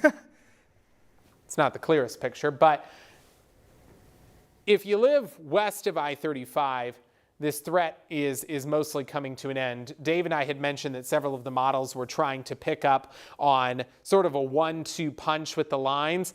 We think that's already happened. We had one line come through, and then the secondary line quickly came about. So I think once this one passes through, the storm threat will be going down. So again, I-35 still dealing with this in southern Iowa, but if you live west of I-35, this is pretty much a done deal for you. If you live east of I-35, you're not done. We've got a pretty intense wall of wind coming into Jasper County now, and some very heavy rainfall, thunder, lightning, and it looks like the reflectivity values have also gone down a little bit, so I'm hoping that the flash flood concerns that we've had are probably not going to materialize. And then also, on the north side of this, those storms have really just kind of weakened and fallen apart. Guys, we have a photo to share here. I think it's a DOT camera from mile marker 60 on I-35. Looks like a semi was toppled over there, probably due to the high winds. And I believe this is just south of Cumming. So in Warren County on I-35, looks like it's blocking at least one lane of traffic, if not both of them. So again, I-35 semi knocked over south of Des Moines in Warren County. That's near, probably between the Cumming and Bevington exits. And that looks to be causing quite the backup there. And that very well could have been caused by the strong winds. The heavy rain has been blinding at times, and hydroplaning is a concern as well with all this rain we've picked up the past couple of days. So please be safe if you're heading out this evening, even with the rain wrapping up. That water is going to take a little bit to clear on out of here. Especially in those urban areas, that's Yep. right. Yeah, I mean, still 2 severe thunderstorm warnings ongoing. I think what Brandon said about the reflectivity, he's kind of backed off a little bit. You see how that kind of northern side of the storm has caught up to the Boeing segment as it approached Jasper County. So I think that typically means hopefully this part of the storm is weakening a little bit. Hopefully that doesn't mean it's cycling back up. Almost looking like another bow is trying to form kind of that four-corner county line between, Marion, Warren, Polk, and Jasper. Tornado is still possible. A quick spin up is obviously still possible. This goes for another 33 minutes. It's 7:57 right now, so still another half hour of this tornado warning. Newton has not seen much at all yet, and this is going to be the first and probably last round for much of Jasper County, and then Grinnell. Let's put a track on this, Sure. Especially if it holds together out towards Grinnell and Poweshiek County, and of course eventually Tama County as well. So moving east they said 70 earlier. I believe the latest warning 60. has it at 60. Yeah. But yeah, it was 70 earlier, so it's kind of turning more east now, isn't it? I think it is. Yeah. So we'll do something like that there. So Colfax, it's arriving right now, actually. Newton, another 10 minutes, I would guess. It says 8:11. It might be even sooner than that. Grinnell, approximately toward the bottom of this next hour here, close to 8:30. Montezuma and eventually Belle Plaine getting affected maybe 40, 50 minutes down the line as this progresses farther to the east. And that's just one of the storm complexes that is warned. The second one is farther to the south here, approaching Sheraton right now. Looks like it's right over Lucas and Derby, as well as parts of Wayne County, parts of Decatur County getting affected by heavy rainfall. This one moving to the east-northeast rather quickly as well. This warning is in effect until 8:15 this evening, another 15 minutes or so. And just like most of these storms, the primary concern is the threat for damaging straight line winds. So for those of you in Sheraton, it's knocking on your door. Give it another 5-10 minutes and it will be arriving. You can expect gusty winds followed by some heavy downpours, maybe some small hail, as we've seen recently in Des Moines. There is potential for some hail, maybe not severe hail, but at least some small hail possible with these storms. And I'll go ahead and put a track on this. Yeah, let's do that. I wonder if they're going to extend that warning out, beyond Sheraton. Of course, it's going to expire in the next 15 minutes or so. So if it's moving east at 50, so Sheraton, in 5 minutes, into southeastern portions of Marion County in about 25 minutes, Albia in about 40, and Oskaloosa in about 45 minutes. So southeast Iowa hasn't seen anything yet. Oskaloosa, Ottumwa, it's coming. The storms are weakening. I would say, Taylor, hopefully that trend continues as they push further to the east-northeast. So, yeah. So I was in Poweshiek County earlier today, and it was cloudy most of the day. I think you all had a little bit more sun farther to the west, so it might have been a little bit more unstable in the western half of the state as opposed to maybe east of I-35. So maybe that lack of instability helps us out a little bit as we roll through the evening. We still do have the severe thunderstorm watch, so I don't want to tell everyone that we're done with the severe threat necessarily. And this watch in effect for most of central Iowa until 10 p.m. But as we have talked about, this is probably our last line of storms, Dave. I'm going to... Yeah, pull up the rapid update graph real quick, just because it had another line at like 9:30. It's in max 1 right now. Give me 1 second here. Yeah, you could just, it's in max 1, so it has been updated. It had another line at 9:30 or 10.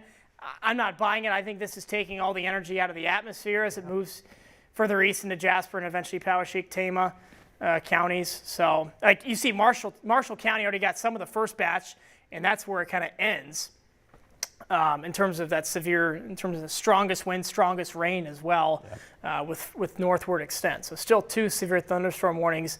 Okay, this is our graph model, and as we move through time, it does try to get something else going around 10 o'clock, 11 o'clock.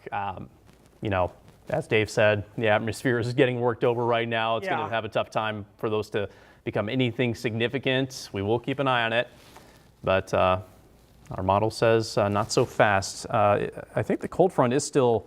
I think the cold front's still back near in western Iowa. Council Bluffs, maybe, yeah. Yeah, it looks like it's in our western counties right now, so that's why the watch is still in effect for the possibility of redevelopment. I can't completely rule that out, so we'll have to wait and see if that does materialize. Yeah, it looks like Shenandoah's dew point's 39. Okay. So it's in the cold front's in far western Iowa. Yeah. You can't rule out that redevelopment in the next hour and a half or 2, but I think the energy has been pretty much zapped from the atmosphere. Let's zoom into southwest Jasper County here real quick. I looked at the velocity. I don't think there's anything to come of this. I just got a new scan, and that kink is gone. So still some damaging winds definitely possible with this from Baxter to Monroe, right, Brandon? Yeah, definitely. I think that, like you said, that kink is gone. We're not really seeing, and we haven't seen a whole lot of rotation indicated by radar today, but there's still some very strong wind moving into Baxter, Newton, Monroe, Knoxville, Pella, Sully, Grinnell. This is traveling right down I-80, and as Taylor pulls up the velocity there, yeah, just getting some 46 estimates of the straight line winds here.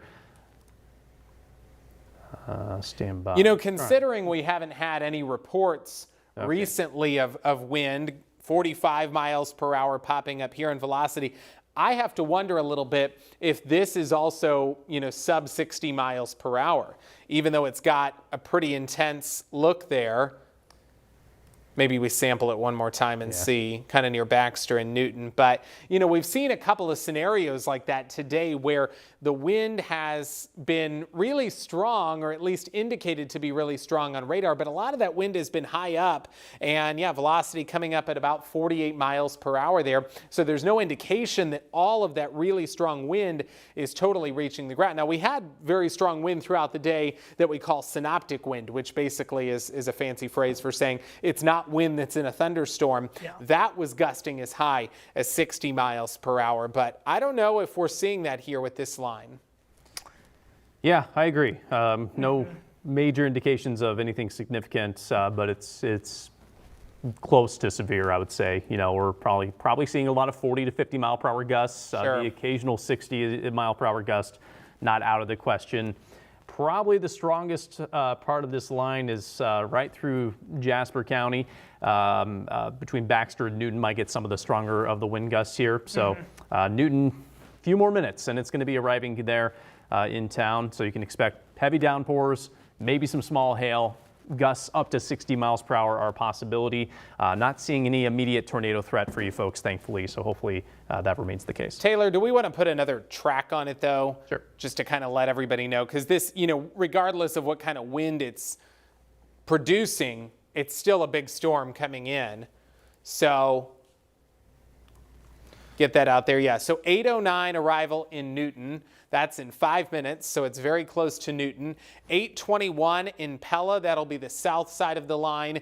8:31 in Toledo there in Tama County, and by 8:49 to 9 o'clock, it'll be in Belle Plaine and Marengo, which is outside of our area, headed into eastern Iowa. So I know somebody asked, when will these storms hit communities like Cedar Rapids, Iowa City? It's going to be after 9 o'clock when that happens. So you still have about an hour to an hour and a half before it gets into eastern Iowa. They updated the severe thunderstorm warning down in Sheraton. They kind of cut it back. So it's only Lucas County and I guess extreme northwestern Wayne County. Still tornado possible here. I would say this radar kind of look here even looks worse than the one, you know, further north in Jasper County as well. Yep. Still tornado possible. It expires in 10 minutes. It doesn't look like, Taylor, they'll be expanding this eastward. I think they would have done that by now. But still, if you're in Sheraton, you're gonna hear. You're probably already hearing it right now, with some gusty winds to 60 possible. Williamson as well. So anyone in Lucas County there, take shelter right now. So knocking on the door of Sheraton right now. Let's move over to Marion County here. Pleasantville, the rain has begun for you folks. Knoxville, 10 minutes, about give or take, maybe even sooner than that the rain will be arriving. So hopefully the folks at Knoxville Raceway are paying close attention. They are not technically in a severe thunderstorm warning there, but just north of town they are.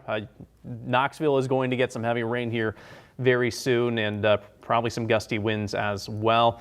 Farther to the north, this is probably the healthiest storm we have in central Iowa at the moment. About to move into Newton. I would imagine the winds are picking up in Newton right now. And heavy rainfall, damaging straight line winds, again, are the primary concerns moving forward here. No redevelopment behind the line yet. Not yet. So that's good news. Still some light rain in Des Moines. I'm going to draw out the cold front here. Or is it kind of like? Approximately there. Yeah, sure. So as that moves west to east the next few hours, it's possible that front does kick up another round of storms. It's not guaranteed, though. It's something we'll keep an eye on here the next few hours.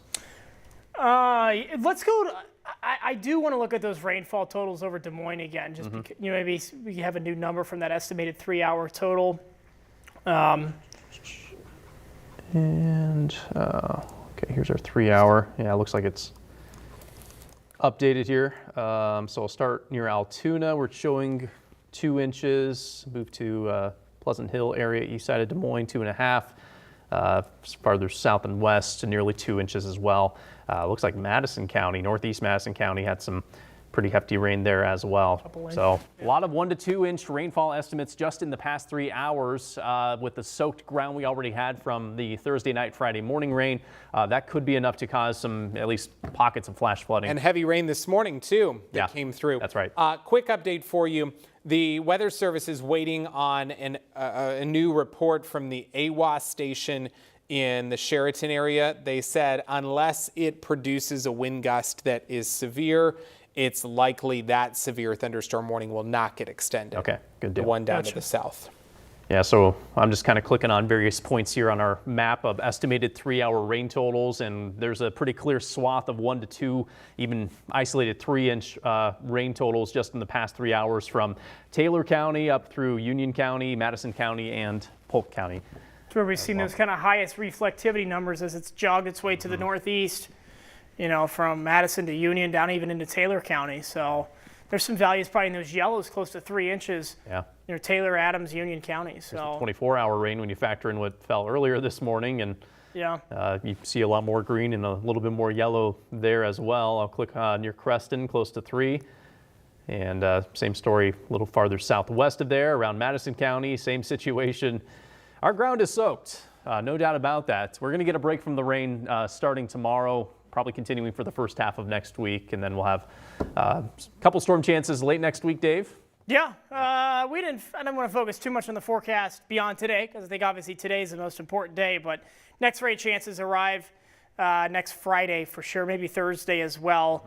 Report of a snapped power line in Winterset, so some power outages there. There was also a big tree that got knocked down in Ames earlier, so okay. It almost to me looked like a lightning strike versus a wind thing. Sure. And just new update from the Weather Service, the Lucas County warning is going to expire. So that part of the warning is going to expire here in just a few moments. Barring any additional development, they will not extend that. So that will leave us with one severe thunderstorm warning that'll be out for a portion of Marshall, Poweshiek, not Poweshiek yet, but it quite possibly could. It's close to Poweshiek. That'll be for Marshall, Jasper, and the northern side of Marion County. The most intense part of this storm is from Baxter down to Newton, down to Monroe, and in the Pleasantville area. Hopefully everybody is in a safe place there at Knoxville Raceway as that moves in. And then this is going to travel right along I-80 and hit Grinnell. It's going to move towards Toledo, Sully, Montezuma, Brooklyn, and, I hope what we see with this line is a weakening trend as well. I won't say that'll happen for sure, but I would hope to see that, as that's what we've seen sort of on the rest of these areas. Still an untapped area, but we saw that southern line start to weaken a little bit, lose its momentum. This one, we have not had any ground truth to the wind concerns there, and what we say by ground truth is nobody's reporting a 60 or 70 mile per hour wind gust just yet. Still a good amount of lightning here. Dave and I talked earlier about how lightning often gives us an indication as to how intense a storm is. More lightning there is, the more intense it usually is. This is still not a ton of lightning, though, compared to what we saw earlier. Yeah, that's right. So we're zoomed in here on Marshalltown. You're already seeing some moderate rain at this point, even heavier rain in western Marshall County at the moment, and we'll be moving your way very shortly. Possibility of some strong gusts on this side of the storm as well. They're experiencing that right now near Maxwell, Melbourne, and State Center, and should be arriving in Marshalltown here pretty soon. And then it's on Newton's doorstep. It's probably, you're getting the first batch of the heavy rainfall right now in Newton, I think. Yeah. It's right there. So right up and down Highway 14 in Jasper County. I'm still watching this. Yeah, you're watching this right here. That is, that's what Brad would call a nothing burger. I don't think there's a whole lot on that. Still some, put the velocity up here. The good news is, see how this is just very straight up and down? Yeah. That means the wind threat, I think, has decreased almost substantially. I wouldn't say all the way substantially, but I would say a decent amount.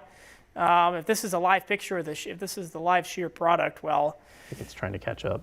yeah. Oh, is it? Okay. Maybe not. Looking on our computer product here, I mean, there's.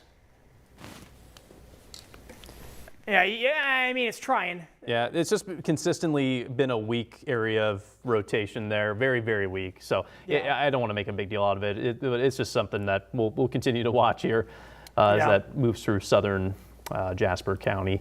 But something we'll keep an eye on. Otherwise, primary concern continues to be the straight line winds. Sure. That could be up to 60 miles per hour at this point.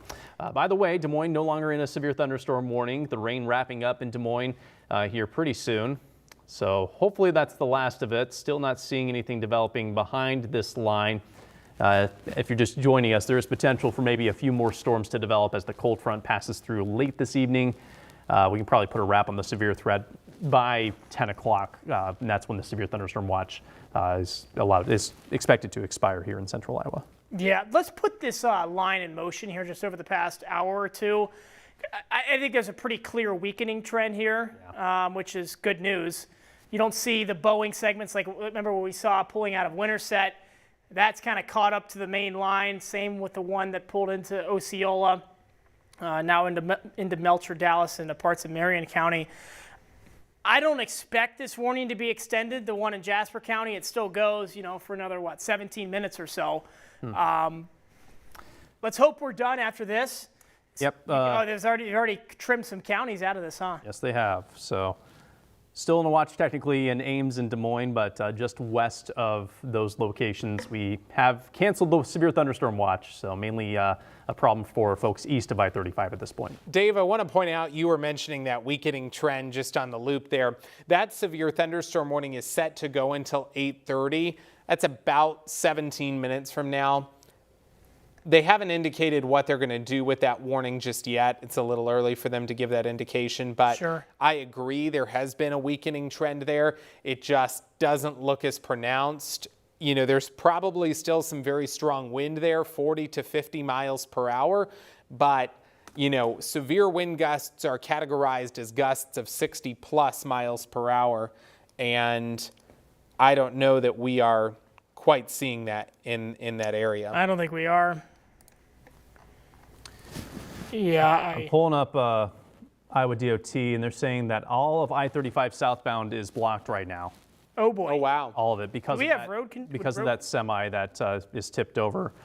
It is still blocking the road. So John, I don't know if you big can mess. pull that up in the control Again, that's room. maybe? I-35 between Cumming and Bevington. So if you're traveling southbound on I-35 out of Des Moines, there's a huge backup right now, and you're probably going to want to find a different route.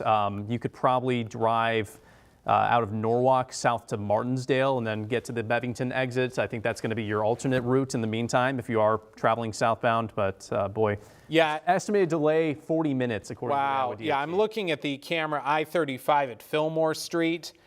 Yeah, traffic is backed up pretty bad there right now. Will that show up on our road conditions map, or Yeah, I'll try to pull that up you here. can try?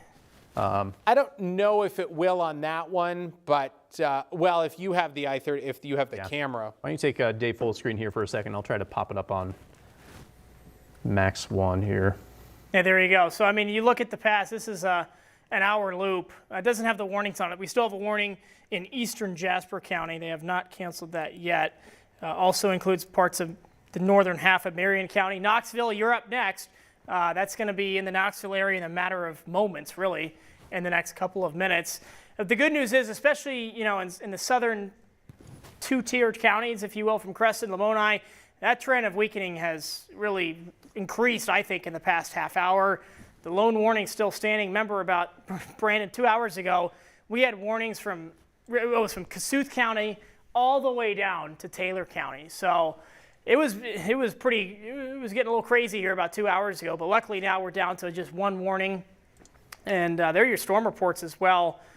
2 reports of tornadoes. We had that's the funnel cloud report on Saylorville Lake, and that's the tornado observed. That was a funnel cloud. See how there's 2 different, see you got the cloud there, and then you have the tornado. So yeah, 2 miles west of Slater on Highway 210, video of a barn destroyed. Viewer saw a small tornado near Sheldall. So there you go. We had at least one tornado reported earlier today. You see, that's the only report of a tornado on the maps. That was at 7:02, so just about an hour, 14 minutes ago. Times up well with the radar as that cell was quickly rotating. 60 mile per hour gust at is that at the airport? I believe Taylor? so, yeah. Okay. Yeah, they did have half-inch hail, so that makes sense, I guess, too. But I'm going to be honest, I expected to see way more reports than this, considering of how bowed out some of those segments got at some points with how much straight line wind damage they could, really contain at some points. So not much at all in Boone County. That's good news. Not much at all in Dallas County, which I think is kind of incredible. When that Boeing segment was entering Dallas County. I experienced it myself. It was nasty. Yeah, so if it was just, really hard sheets of rain with some strong winds, but nothing crazy strong, 70 plus, which is what the warning was issued for, that's great. There's a new warning. Yep, there we go. So we're not done yet. Northern Poweshiek County, as well as pretty much the entirety, I don't think it includes the northwest corner of Tama County. So there you go. So that's in effect until 9 o'clock for areas like Marshalltown, Newton technically included there, Grinnell, Tama, Brooklyn, all those communities under the severe thunderstorm warning, same as we've been talking about, damaging straight line winds. The primary threat there, could see some small hail, and they still do have that tornado possible tag with that line of storms. Not seeing anything too concerning as far as the tornado threat immediately, but with this environment, never say never, and we'll be keeping an eye on that. Brandon, you have the... We can pull it up. It's a still image. Can you pull up max 1, please? Yeah, not the video, but this just shows you. It's not the clearest picture, but all those headlights, that is the traffic stalled I-35 southbound, south of the Des Moines Metro, in between Cumming and Bevington. This is right near the Fillmore exit, I-35 and Fillmore. And let me tell you what, let's see. Yeah, that is right near St. Patrick's Catholic Church, in between Cumming and Bevington along I-35. There is an overturned semi, and as Taylor said a minute ago, estimated traffic delay about 40 minutes. Yeah, what a mess. Yeah. So maybe don't head 35 south right now. Yeah. Get off on the Cumming exit if it's not backed up all the way there. Maybe you just try to go through Norwalk down Highway 28 to Martinsdale instead to get around. Hopefully they can get that cleared soon, but that's been there. That's been blocked for a while now. So this is a serious delay. This is one of many semis that have been blown over due to the wind, not just the thunderstorm wind, but also the just the general strong gusts that we've seen. We had quite a few semis knocked over in western Iowa earlier today due to that. So again, we have the severe thunderstorm warning for Jasper, Marshall, Tama, and Poweshiek counties until 9 o'clock. 60-mile-per-hour wind gusts possible. That is moving into Marshalltown right now. The worst of this storm exiting Newton, moving into eastern Jasper County. Let's go ahead and put a track on here. While you're putting that track on, Taylor, a new damage report. This hurts my heart a little bit. In southeast Winterset, there was roof damage to the Winterset Fire Department, and there were trailers also tipped at the racetrack there in Winterset. Wow. So, yeah, Winterset they can't obviously catch a break. hit so hard on March 5th, and now that's brutal. Roof damage at the fire department. So that was at about 7:20 this evening. Okay. So I wonder if that was a delayed report or it was with this storm that rolled through this last hour. Well, it was just pushed out, but it looks like it was around 7:18. Okay. Yeah. Goodness.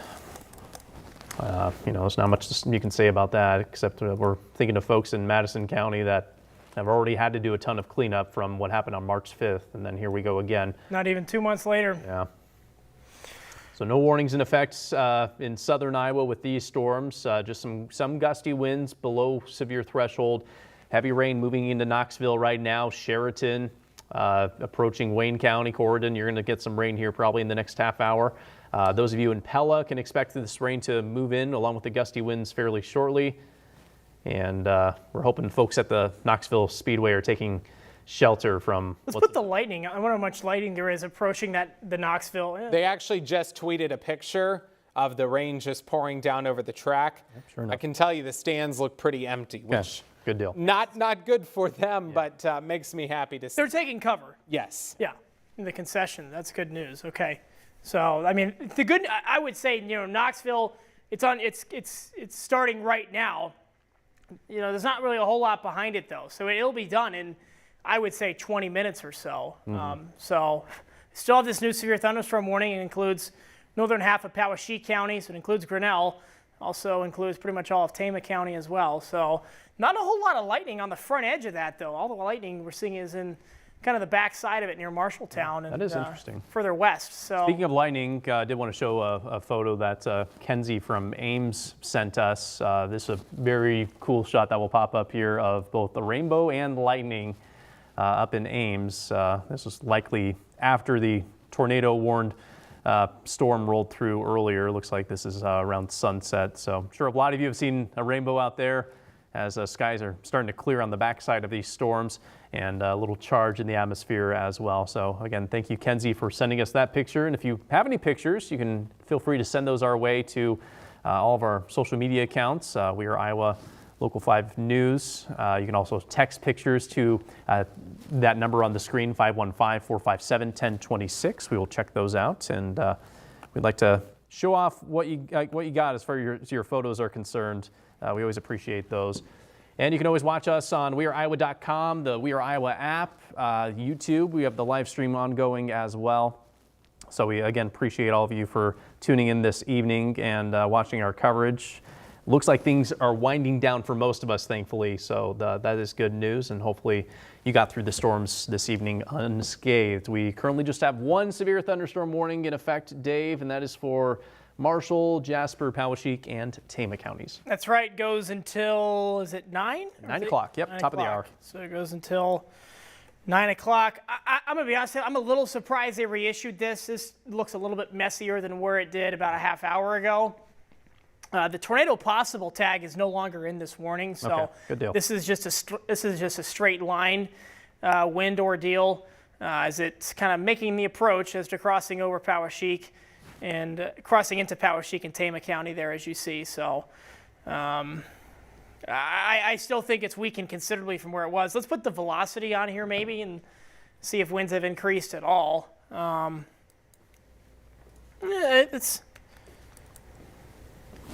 So There's some gusts there. Okay, all right. So maybe looks just south impressive north on of radar. town. I'd be curious to see if any of this is making its way to the ground, but yeah, it's showing 55.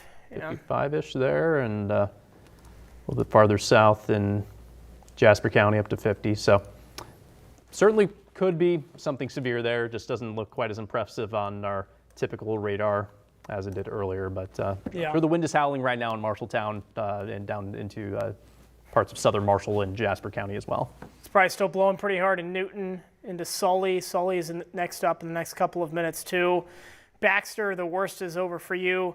Des Moines and Ames, we're in close to the metro. Rain's just about over. It's pushing out to the east. So now the question is if, do we see any more, redevelopment behind the line, which one of the models wants to hint at. I don't think any of us buy it, especially with how much energy is, but there it is. It's also not really initializing very well either. Doesn't have that line as it is right now across east central Iowa. It's probably nothing, but Yeah. there's a tiny little speck popping up on radar near Grand Junction to the east of Jefferson. And I say nothing as in there could be a couple of drops there, but Yeah, so we'll see. It could. that might be what it's picking up on. The odds of any additional storms behind what's moving through right now becoming severe, I would say, is pretty low. So we'll keep an eye on it. But main area of concern right now is east central into east central Iowa right now around Marshalltown and Grinnell. Yeah. Looks like the Knoxville Raceways canceled their races for the night Yep. due to the rain. Okay. Not too surprised as it's just pouring So there the right now. most recent gust that came in at Marshalltown was a gust of 58. So Okay. that is right there at severe criteria. Okay. It is, it was a 51 knot gust. Grinnell, get ready. The rain and the gusty winds going to be there very soon, moving through the Kellogg and Oakland Acres area right now. So there's going to be what we call a gust front moving through initially. You might see, if there's any daylight out there still, you might see a kind of a spooky looking cloud in the front. We call that a shelf cloud, and that will be moving your way here very soon. And then the heavy rain will follow shortly after that. So it's been a tough go on I-80 this afternoon and evening, that's for sure.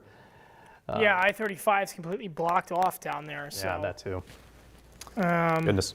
maybe let's check the rain totals in Des Moines since it's, finally wrapped up here. If we have some updated numbers, maybe not, but Bondurant, maybe a bit of a bullseye. Altoona down to Pleasant Hill as well, close to 2 inches, inch and a quarter. 2 inches in Southwest. Well, kind of varies. Yeah, so between an inch and 2 inches. So that's not significant. Inch and a quarter. Seems like maybe Urbandale and Clive got the least amount of rain up into Johnston and maybe Grimes too. Yeah. So Here are our actual totals for the day. We'll let it load here. okay. Stand by. And 82 hundredths of an inch at the airport in Des Moines so far. You can tell there that green, dark green swath is where the heaviest of the rain has fallen today. Again, stretching from Taylor County to Union, Madison, and Polk counties. That's probably where we had some 1 to 2 inch rain totals. Maybe it just missed the airport at Des Moines, but I'm sure parts of Des Moines have had over an inch of rain today. That puts us over 2 inches in just the last 48 hours. Yeah, yep, that is right. And Ames just yesterday alone had over 2 inches, and we're adding a little bit more on top of that today. And of course, the I-80 Highway 30 corridor slammed with heavy rain yesterday morning and got a little bit more on top of that today. Hopefully you didn't see too much in the way of flooding out there today. Yeah. All right, one last, I think we're going to wrap this portion of the live stream up. Should we go, you think we could go back to the looping graphics? I think we can go back to the looping graphics, and then we'll talk amongst ourselves and decide what we want to do. Yeah. But I think we'll probably wrap up our portion of the live stream. This is still a strong storm, and we're not going away. We're going to have Local 5 News at 9 on Channel 23. Right. So if you'll this be holds up in a together half in hour. Tama County in a half hour, I'll be on for that. So. Yep. And, that will be streaming on our website as well, weareiowa.com, on the We Are Iowa app as well. So stay tuned there. We will certainly keep you updated if warrants extreme coverage, but we'll be here throughout the evening. Dave have been on the ball all day, so we appreciate Dave and Brandon doing a lot of work today to keep you all safe. I just kind of filled in at the last second. So. Welcome. All right. You helped too. Okay. Yeah. Okay. We thank you all for watching this evening. Again, stay with this stream and weareiowa.com for the latest weather information.